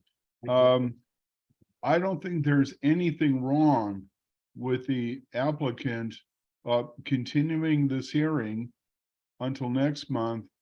I always hate to kick the can down the road, but you've laid out some discussion points here. And I think the planner representing the applicant, rightly so, is a little nervous to say we will definitely do this or can do this without at least conversing with the applicant. I have no issue from my standpoint, and it might help the commission to close the hearing and continue it till next month. And just have the applicant kind of redraw addressing everything that you've mentioned so far. So it's just, otherwise, we're going to be discussing option A, option B, and we're going to go round and round. It's always easier to look at something than to imagine what something would look like. We've kind of looked at, we've got some suggestions to him about the sidelines. We've got some suggestions about making the front look more like the Third Street from the intent. Because I think some of us feel like it doesn't meet the intent right now. I do. Is there anything else? We don't want him to come back and say, you know, there's this other thing, I forgot to mention it, really, I have to have this, and well, then we're gonna do this again. So get it out there right now. Those are the only two things I have. Sue? I don't know how excited I am about thinking about your putting windows and then That's not, sticking utilities. I mean, is that? They've got our concern, Okay. and I guess they want to come back with something that will do their best to alleviate that. Oh, fair enough, Steve? Yeah. Anything else, John, that, Lynn? Okay. All right, I will then, so, well, form here now is, I'm going to close the hearing. But I'm also gonna continue it. Correct. You were just closing tonight's hearing and continuing the matter to, I believe it is August 21st, Angela? Oh. Good question. I think it's August 21st. That's the third Monday of the month. That's correct. Okay, so I would suggest that as a motion, just continue this hearing to August 21st and requesting the applicant, since I have to get a report in, submitting any additional material to the city of Yamhill by August 4. And I think that gives them a lot of time and also gives staff time to review it as well. Would you make that motion to close the hearing, continue it to August 21st, and have any additional material submitted by August 4th? Would you make that motion? I'd like to move that we give a discussion close the public hearing and reschedule for August. Continue the hearing. They continue the hearing on August 21st. And with materials submitted by the second. August 4th. Fourth, August 4th. Second, all in favor? Aye. Rocky, I'm not sure where you are because I couldn't hear the last things that have been said, but you're getting ready to close the public hearing and. Tabling it. Huh? or tabling. Oh, table. Yes. You're okay. Well, we're fair enough. Okay, so Rocky, I'm sorry if you didn't hear this last bit. We're leaving this open. He's gonna go back and take our concerns to the owner. And then we're gonna reconvene with modifications, I'm assuming, on August 21st. I do have a thought that I think is important to the planning commission, and I think it is important to. There, you've already voted. Let's see if they haven't closed the public hearing yet. The meeting's not over yet. Let me see if I can get a way to get you in, Rocky. Okay, just 1 second. Thank you for helping me do my job. I need it. Okay. You're in the middle of voting. You gotta- No, we voted. We all voted aye. All right. Okay, thank you. We got the motion. And now back to the agenda. Yeah. Public hearing. All right, before we go to the next item, Rocky, would you say what you wanted to say? And I can say it. Yeah. Okay, my intention is not to insult the developer in any way or the developer's representative. But these visuals that we have that say not to scale, they do not provide a scale. And there is no reference to who did the drawing. So in many respects, in the professional world, I'll use the word kind of a rogue rendition. And if we're gonna look at true facts so that there's no misunderstanding, there has to be measurement and there has to be scale. Rocky, I think I've addressed that to my satisfaction. Perhaps Steve will want to put some relative. We can add a graphic scale for the drawings. Great, thank you. All right. We're done with that one. On to new business. Urban growth boundary expansion. Now, that'll be easy compared to this, right, Walt? okay. Actually, they are, the sole purpose of raising this is, Yeah. he's well, yeah. DLCD is now going to be starting their technical assistance grants. And I have an email into our representative, Melissa Hearns, and asking if we can have a conference in terms of how they could help the city out with a urban growth boundary. Part of my concern is that we have a whole list of stuff that we haven't done. We don't have a buildable lands inventory, which is needed, probably a housing opportunities analysis, no, housing needs analysis, also economic opportunity analysis, probably not real critical in comparison to the other two. But believe it or not, we do not even have a transportation system plan in place. So I have contacted Melissa, asking her if we can have a meeting, phone call, whatever, so we can kind of go through some of these things and figure out the best way to look at, establish some priorities in terms of what needs to be done. I do know for a fact that we have a very, very interested developer out there who's looking at land to bring in, and there's nothing prohibiting this individual for just applying for an urban growth boundary expansion. They would need to do all the work. They would need to show how it meets all the requirements. So I just want to raise that at this point, that it would not surprise me to see an application for a UGB expansion to come in and go before the commission and council. And the DLCD will certainly be greatly involved with that. So that's kind of the status right now. I just want to use that as sort of a little item here to make sure you folks are updated on the status of those.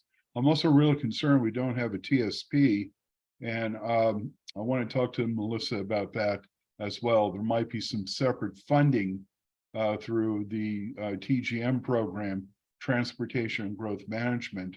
And what I found out in the past is that if you say you have a problem, and I think Rocky brought up a real good point, 47 is no longer a little country road. It's an important connecting point between north and south ends of the county and getting into Washington County. And so I think sometimes ODOT has some extra money laying around that they can help with a TSP. So that's basically it. It's just a status update.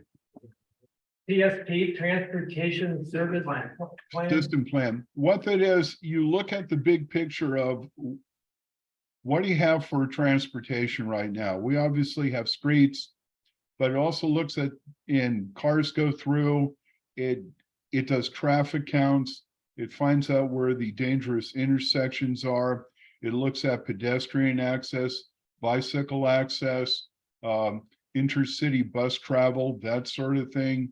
And they make recommendations on, for example, there may be a need to improve certain intersections, maybe a stoplight in town. I'm not arguing for it. I'm just saying these sort of things come up, redesign certain intersections. And what you do, you have a plan of action to make improvements to your transportation system. And this is really critical if you want to get money from any agency to go ahead and build these projects. You don't get money unless you have a plan, and you don't get a plan unless the state is going to partially fund that in some manner to put together a transportation system plan. The fancy phrase is this is multimodal. They're not just looking at cars, they're looking at bicyclists, pedestrians. How do you get in and out of the community, get around the community? They look at things like student access to the schools. Are they safe roads to get there? Are there walkways? Where do you need to build more sidewalks? Those sort of things. So I think that would be very critical for the community. So I just want to have sort of a global discussion with Melissa to look at these sort of things and figure out if there's some way we can get funding through the state. Well, remind me, the urban growth boundary there were a lot of work to do before we move ahead with the survey of available land and this transportation plan. Will all that affect this developer if he wants to do an urban growth boundary expansion application? Well, there's nothing prohibiting a private citizen from asking for an urban growth boundary adjustment. None whatsoever. The difference is they have to do the heavy lifting. The city doesn't do the work for them. They have to hire the consultants to put together the application, and they also have to basically have buy-off from the DLCD. So it's entirely possible that it may be financially worthwhile to go ahead and have a private individual make an application. So, that might be on the horizon. I don't know if it will be, but I'm just saying that is one option. And when I worked in Donald, a developer footed the bill for their UGB expansion. So it's entirely possible. Would that expansion require a transportation service No. plan? No. No. It would not. Would it require an available land study? They would have to go through a buildable lands inventory and probably some housing analysis as well. There's certain things in state law that they would have to meet. I was just looking through all the stuff that the city needs to go through. And the other thing that came up was transportation system plan. I know we've tied into Yamhill counties, but we don't have one for the city. And that might be really beneficial given the safety issues brought up at tonight's meeting. Well, what we wouldn't want to game, we're just gonna sit back and wait for some private person to fund the bill for us. I mean, that happens, it happens, but we wouldn't try to game our way into that by holding off, I don't think. Is that right? No, but Okay, yeah. I mean, they are welcome to do it. My interest is to see this done locally with our interest intact. Okay. Very good. Are you done with the urban growth boundary expansion subject? Yes, All right. Go ahead. Chuck, go ahead. Chuck Mitchell, 17 Second Street. I just want to kind of touch base on the urban growth boundary. I think I've talked to you guys a few months back. Yeah. February, March, and I knew this was gonna continue to come up. Seeing statewide, lots of cities are running out of building land. It's a fact. And the city, when I was chair, the very planning commission 5-6 years ago. I brought it up multiple times. We need to start working on this urban growth plan now. 5-6 years ago. Because I knew this time we were gonna run into this. In the city, I kept going to the budget. Hey, we need to put some money in the budget to start working on this, because once that piece of land out there is gone, we have 4 acres that can't even get sewer to it. It's not buildable currently. So we're out. I mean, the land study is easy. I can do it in 5 minutes. There's no land. There's zero. After that 4 acres, there's no available lots. There's no places for apartments. There's nothing. And so it's a pretty easy urban growth boundary expansion request. I really think the city, you guys, need to be proactive.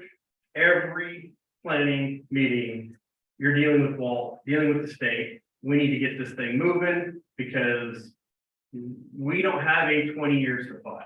Right now, you're supposed to have anywhere from 50 to 70 acres banked off somewhere, either in the urban growth boundary or what's called urban growth boundary reserve.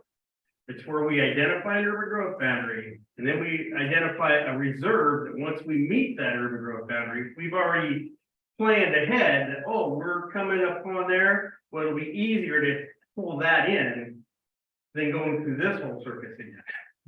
So we're going to identify an urban growth boundary, and we have some great key areas with sewer, great transportation, connections, all kinds of stuff. It's out there.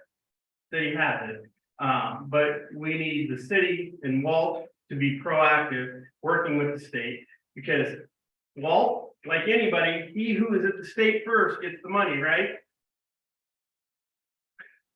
you got that right. No plan, no money. Yeah, so, Very I mean, simple. and if they're starting to release this money, the small cities and with the governor's 37,000 doors a year, and you heard me right, 37,000 doors, meaning doors to open to a living place.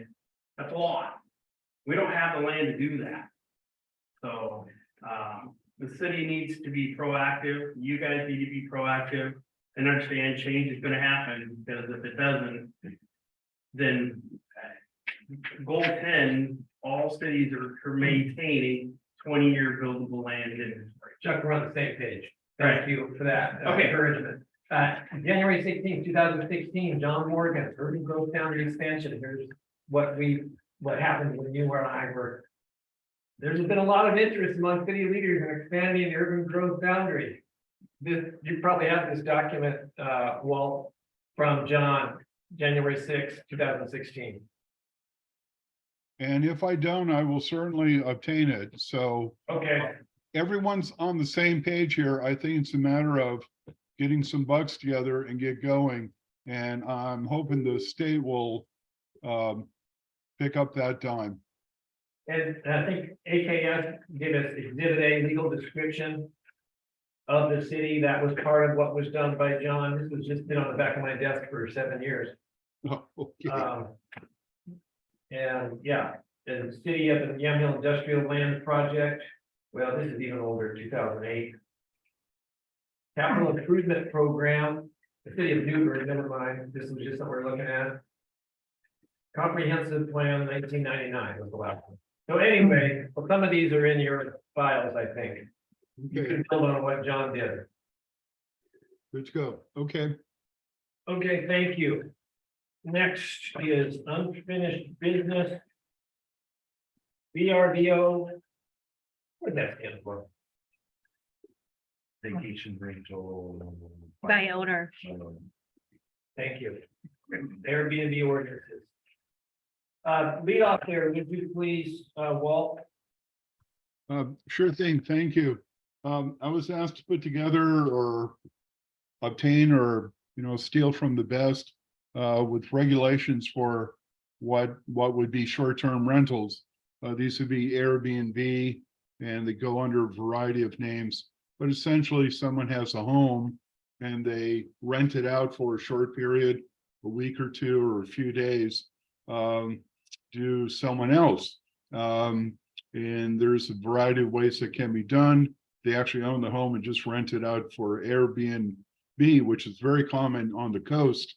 And it's one of the reasons they are having difficulty providing housing on the coast, because if a home is built, it's usually turning into an Airbnb.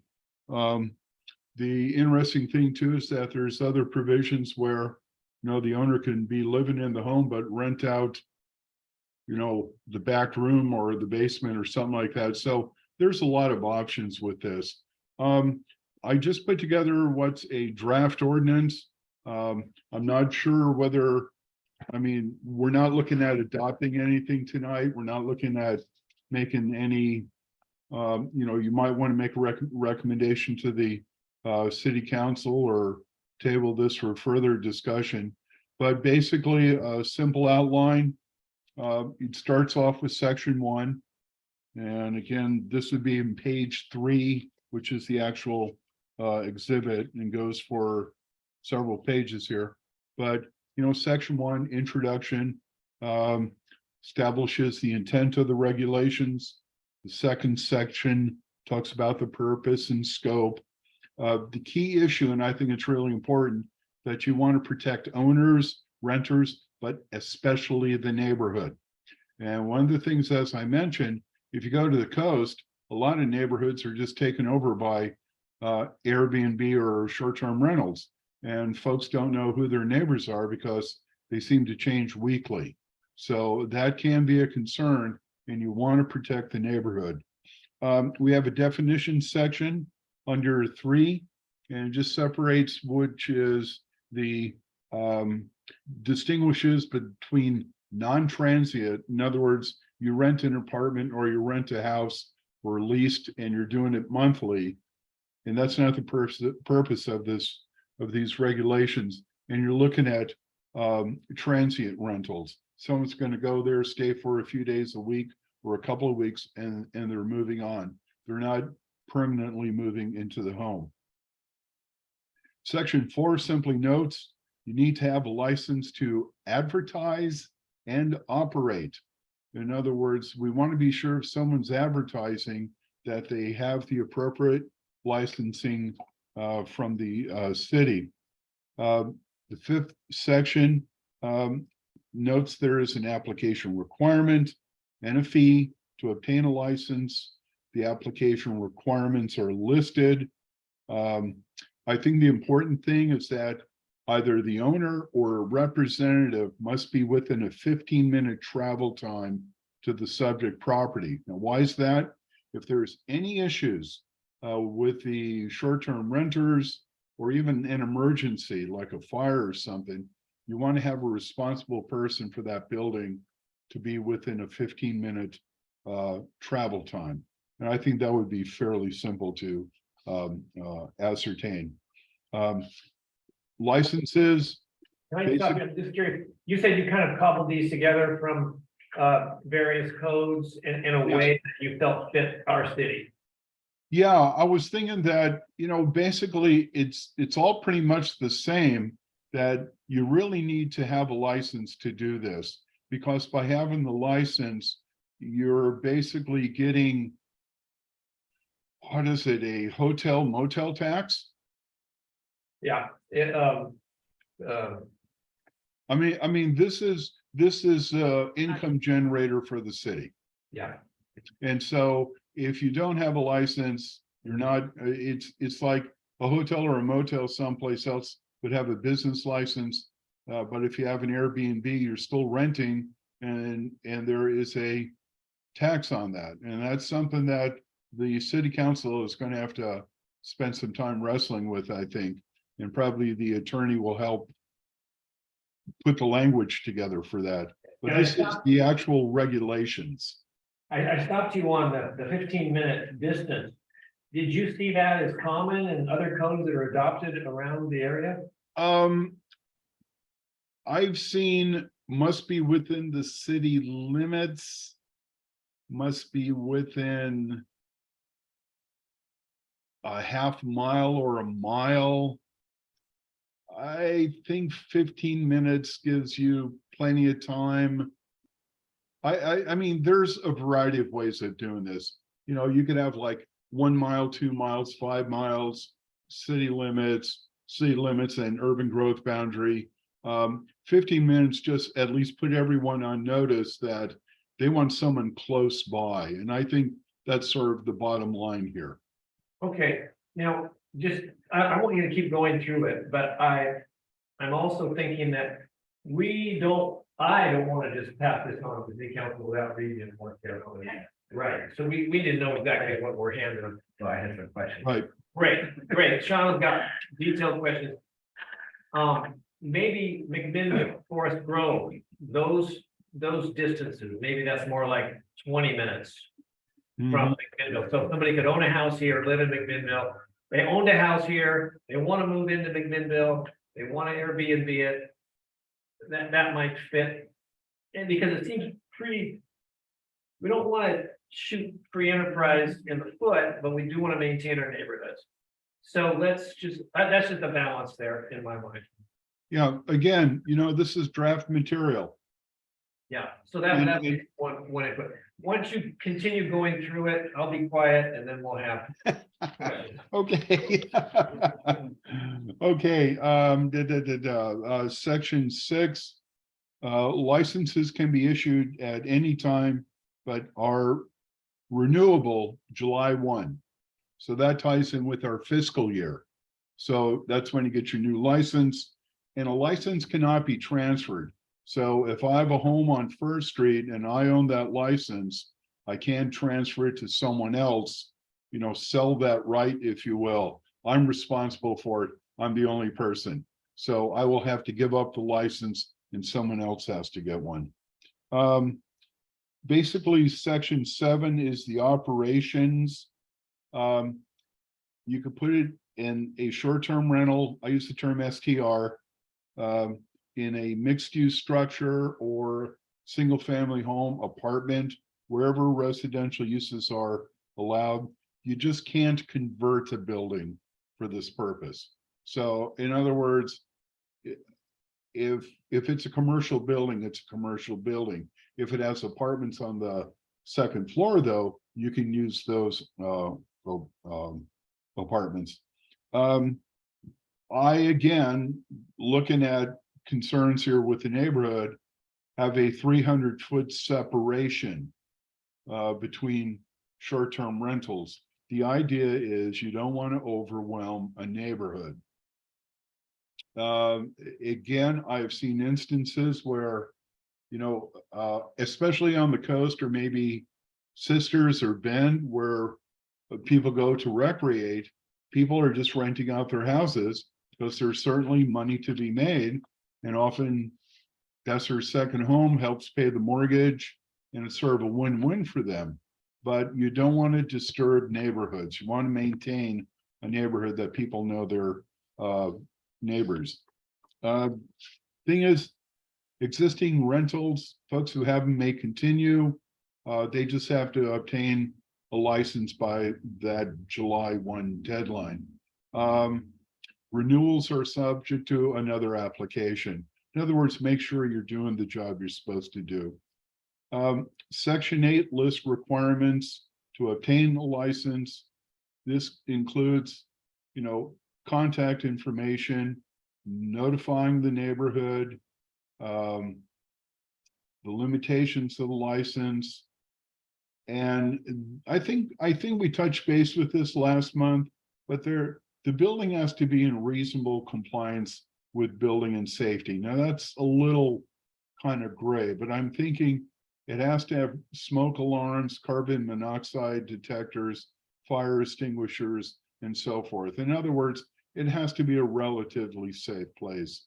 We're not going to go tearing into walls and making sure they have 2x6 studs, but the main thing is that there's ingress, there's egress.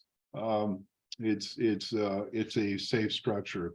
And there also has to be an agreement that they have waste removal, which generally most homes have. Any license and tax related information must be displayed. This is just like a hotel. You have to display that sort of information. Parking requirements are outlined, and each guest must register. So we have to have a record. Renewal is a function of generating at least $500 per year from rental occupancy. This ensures a license is being used and not being held by others to prevent an operation. In other words, if I want to prevent someone from having an STR in my neighborhood, I'd obtain the license, but I'd never go ahead and use the home for that purpose. And that's not the intent. You just mentioned you want to sort of encourage a little entrepreneurial work here. You want to make sure the license is being used. Finally, the last section is a catch-all section for operating requirements. Can't use RVs or trailers.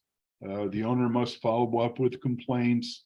The city has the right to inspect for compliance, and all ads for the STR must include a license number.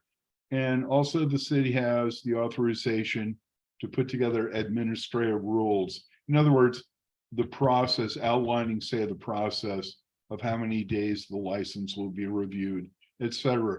That's more clerical work, but that just allows the city to proceed with that. I got a couple of things I think it's important to know. There's no enforcement provisions in what I provided. These are usually processed by the city's nuisance regulations. However, I've seen some very elaborate requirements. I'm not sure how far the city of Yamhill wants to go. That would be a further discussion. Administration, short-term rental. I've looked at this as additional revenue for the city, stating that the city will need to consider the cost to administer the program. Fees really need to reflect the actual cost, and there may be a need for inspections, even if it's just a drive-by to make sure that the house numbers are up or something like that. However limited, it takes some money and time to operate the program. I think that's something the council, as well as the planning commission, needs to be aware of. And finally, these regulations should not be part of the planning title, which is Title 10. They need to be placed elsewhere in the code. And the reason for that is it grants maximum flexibility to the council to change the rules and regulations. Bear in mind, we make amendments to our code 3 or 4 months to go through the process. They want to change the rules for short-term rental, they could do it at their next meeting. So that's a snapshot of looking at short-term rentals for the city. We don't specifically favor or oppose any one particular agency like Airbnb, or I think what's the other one, Vivo. And so we're not playing favorites here. We're just saying, if you're going to operate, these are the restrictions for the city. So with that, I'll be happy to answer any questions you folks may have. All right, let's start on your end, John. Okay. So I think you kind of answered one of them, and that was, I was asking about auditing and validating the renewal information. Right. How do we go about determining, these are maybe questions just to think about. How do we go about validating that $500? Well, see, that's the thing that, one of the things I noted here, there's a provision that talks, the city is authorized to establish administrative rules. While I'm not suggesting this be part of your land use title, I approached it more as a land use issue. And so at that juncture, administrative staff for the city would have to figure out what sort of records they would need. In other words, if they're going to put it in their books, they have to figure out what's going to work well for them. They may have a separate form. They may have some other method of doing that. I don't want to presuppose the best way of doing it, but that would be part of the sort of administrative rules for governing this. Okay. But I think it's important that if you're going to operate an Airbnb, you're showing intent that you're actually doing it as opposed to just grabbing a license. The other next question was the 300 feet. Well, how are you thinking that's like on average a typical lot? Is that like every third house is what you're thinking? Well, actually, it would be about every sixth house. Given a 50-foot frontage on most, 1, 2, 3, yeah, there'd be about every sixth or seventh house. If you go too much shorter than that, you may wind up with maybe more than you want. I'm not wedded to this idea of 300 feet is the absolute best way of doing it, but I'm just saying that seemed to maintain a neighborhood. Look at maybe one of the new subdivisions that was approved and see how, if a house here had an Airbnb, how might that affect other houses within the area? My main concern is I want to protect, I want to help a property owner use the home as an Airbnb, but I'm also concerned, and also the folks renting it have a fairly consistent idea that they're getting into a safe situation, that, you know, part of what you're doing is consumer protection. But I'm really concerned mainly with the neighborhood. I don't want to see the neighborhood overrun with Airbnbs to the point that you don't know your neighbor. So I live in one of those new subdivisions. So the front of my lot is 24 yards. Uh-huh, So that's 72. 72 feet. Yeah, and then my neighbor, I was just looking online. My neighbor's is 22. So that's where I came up with 3 houses. Yeah. Based on that. And so it, you know, depending on the size of the lots, maybe every 4th or 5th house. Don't forget, we're talking within an area. So the neighbor behind you may not be able to have one, and the neighbor across the street may not. So look at the property, stick a pin in the center and go 300 feet around. So it's from the center of the property. Yes, exactly. All right. But to give us an idea of something to look at, because I was thinking, is 3 houses too dense? You know, Yeah, that was my concern. So, Yeah. Oh, and then this is like, this might be more of an administrative thing, but like there was a rule in there, it's offered like garbage service, mm-hmm. and the garbage service needing to be able to like go up and get the can and bring it to the street. Right. And so, I mean, are we gonna, if I live 15 minutes away, I wouldn't want to do that. If I had to pay extra for that. So is it acceptable for the management person to, like, the person who owns it to go out there once a week and put the garbage out? Actually, I think that's a very interesting point. I think again, going through the administrative process, it's to show that basically the trash is going to be picked up. Dealt with.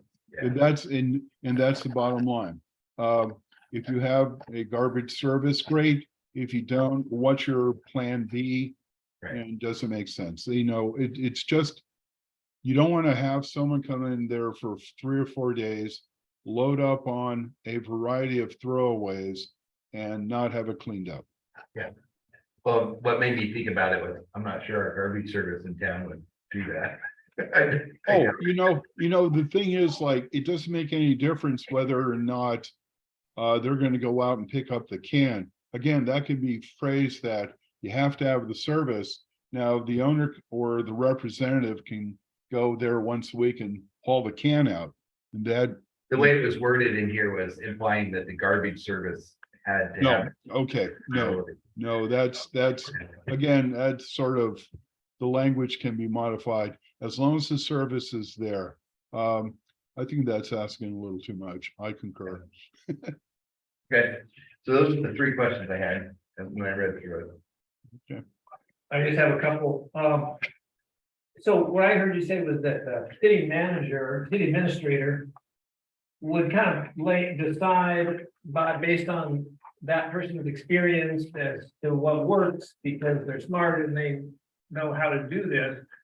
What level of interpreting, clarifying, carrying out, furthering, and enforcing is appropriate for our town?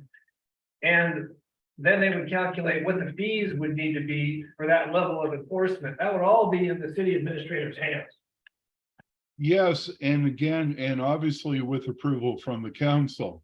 Yeah. Because they established the resolution for the fees. There has to be, let's face it, you start off. I'm sure there were some very basic fees for land use planning in the cities years ago. And as experience came along and cost rose, those fees changed to reflect those changing costs. And it wouldn't surprise me, you start off first year, you give it your best shot. And maybe the second year, you finally realize, well, we didn't charge enough.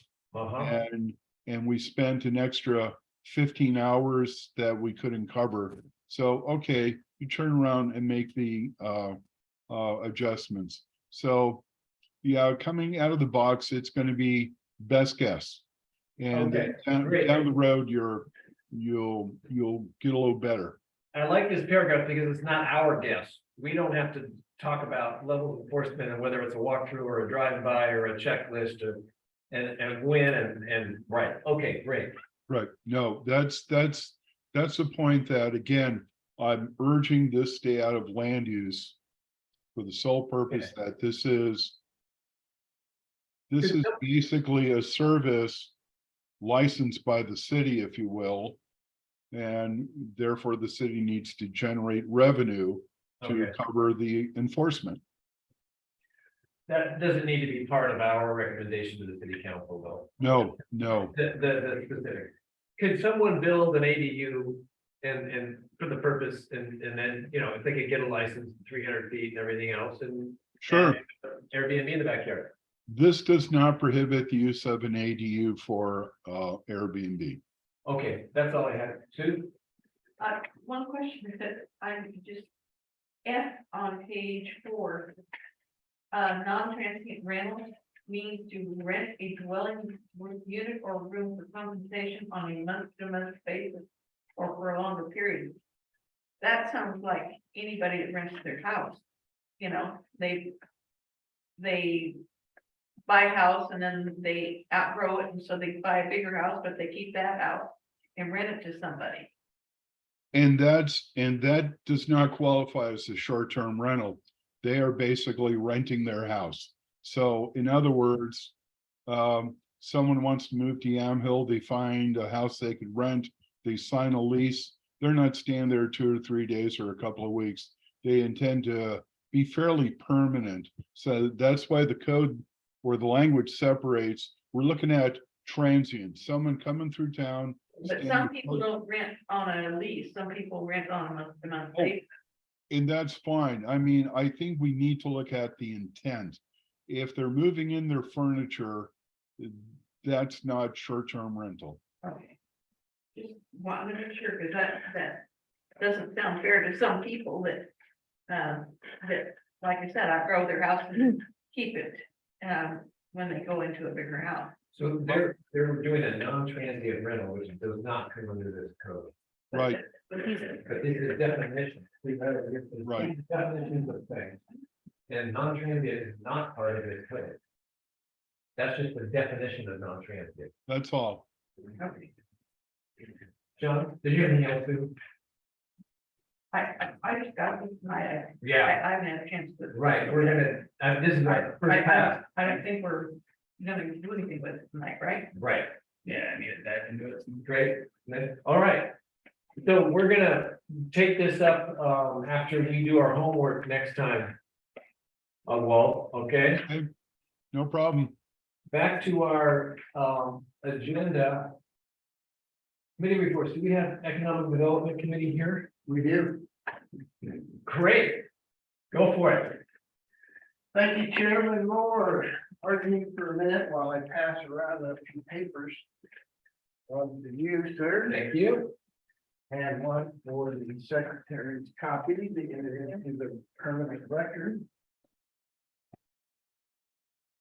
I have time flies.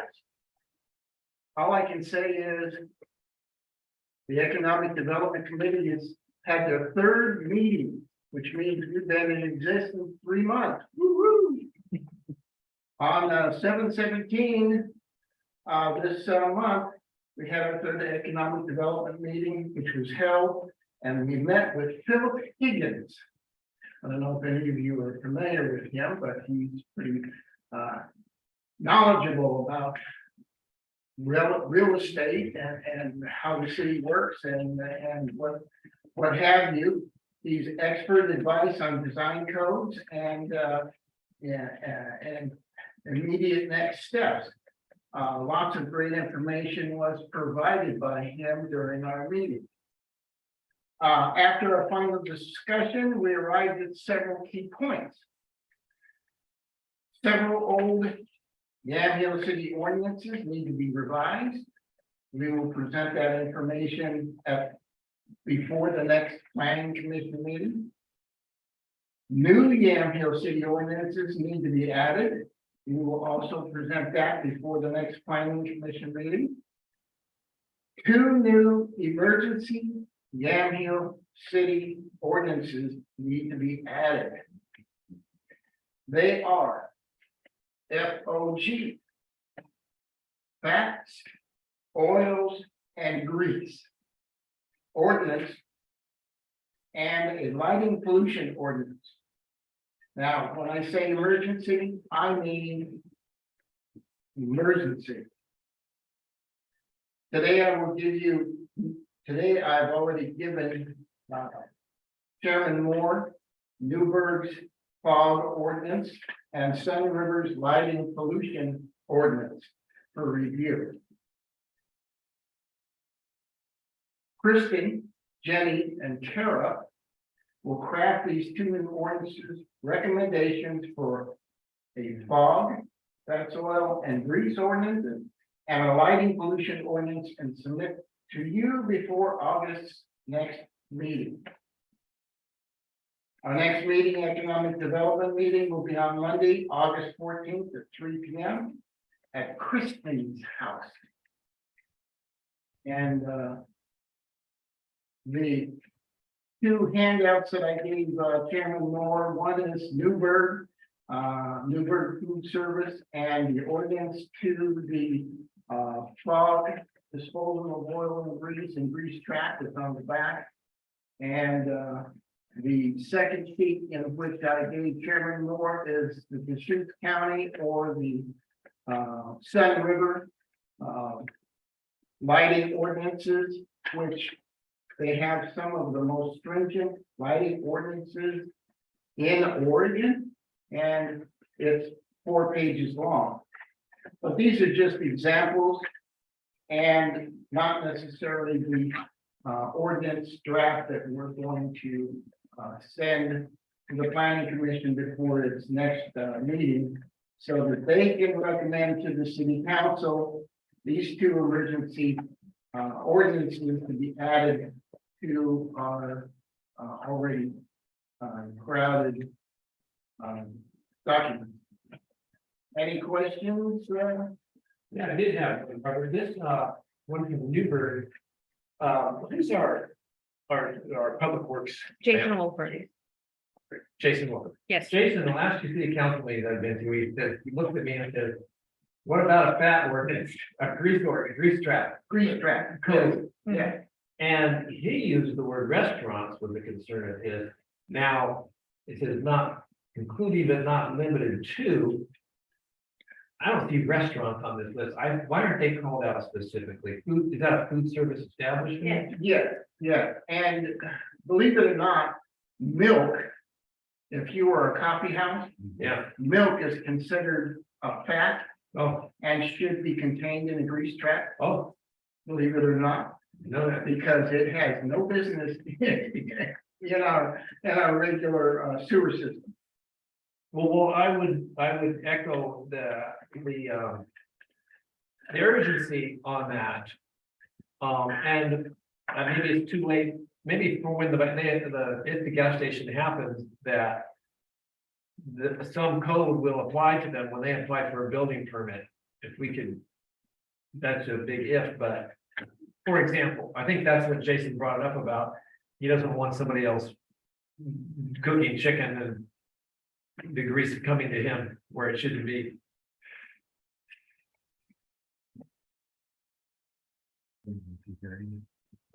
Grease traps are part of the plumbing code. Well, evidently he's not satisfied with it. Walt, could you hear me? Could not hear. Okay, Jason Wofford has been asking me for a grease trap, code. He's on the, he's our, Public Works, Public Works, yes. right. Last two city council meetings, he looks over at me and said, grease trap. And he brought it up because he was concerned that maybe if the gas station goes in, that they'll be frying stuff and they want to have code that protects his system. Well, that's very interesting because normally my experience is that grease traps are part of the building permit process. If there's any cooking, frying, whatever, they have to have a grease trap. And that's done through the building permit. Jason may want to check with, let me see, the county does our permits. That's part of you operate a restaurant, you need to have a grease trap. I'm a little surprised that there would be a need for like a separate ordinance for that, but that's technically through the building department or building agency. Interesting. Wow. Here in town. So I work for Newburgh in that department that does that. It's part of the planning code, and then we just vote, like, we get to comment if we think it's sized appropriately. So that would be like Jason's part of it on the public works. He was the, So it should be in plan. yeah, it should be part of it, and then when Jason reviews any of these plans, that should be one of his comments if he feels that it's adequate. Maybe part of the process is not asking him. Yeah, because I've wondered if these meetings where he is on that kind of stuff. So maybe like a part of our process, he's not in that loop and he wants to be in that loop. And Yeah, Well, even the fire department has been in the loop on this service station.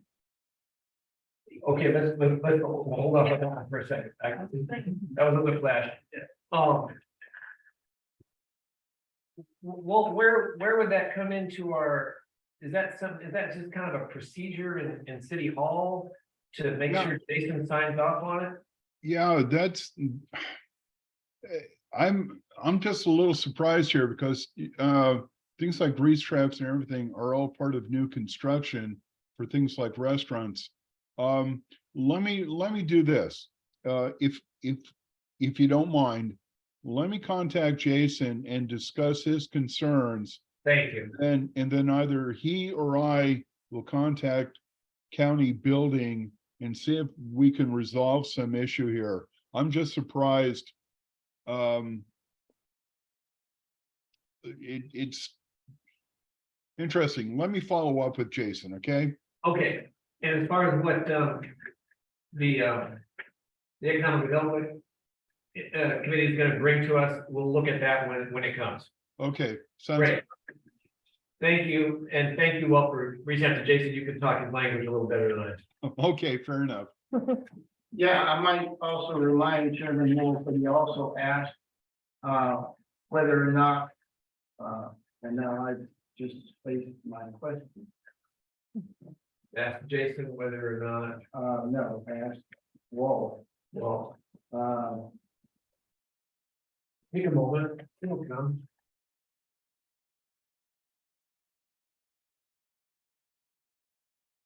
yes, whether the grease trap would apply to the new gas station, since it will be serving coffees and hot dogs and wow, that kind of right, stuff. that was Jason's concern. So yeah, just, Okay, let's just close that loop on the gas station if you would, well, when you talk to Jason. will do. Thank you. Okay, we've come to the end. Are you done, Robert? Yes, I am. Thank you. Thank you very much. Please pass our gratitude and respect and delight with to the Academic Development Committee. You bet it. Thank you. Next. I really think we're getting somewhere, you know, I feel we're good. It's not really- Yeah. With it. It really is great. Urban growth, ready to lead. And lighting, I'm gonna be interested to learn about that. Okay, next meeting. Change to the third Monday at 6:30, and I think we're all down with that because it's digital. Great, and you're gonna send out a new invite I will, so that it'll just go into my. for all calendar. future, yes. Yeah. Monday night football.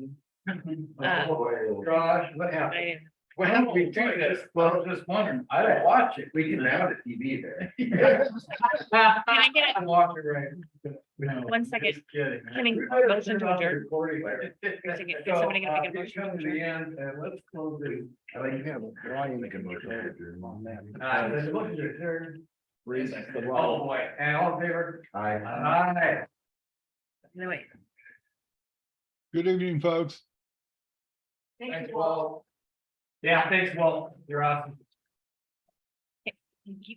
Anybody want to look at these, the data that's just look at the- Will you still me? But I get it. Yeah, Yeah. John. Okay. Sure. So does Newburgh have its All the own way up. section department? Yeah, and it's a full-time employee, so I I'm part don't of know that exactly how that works. So that's what I was wondering, if it's an ordinance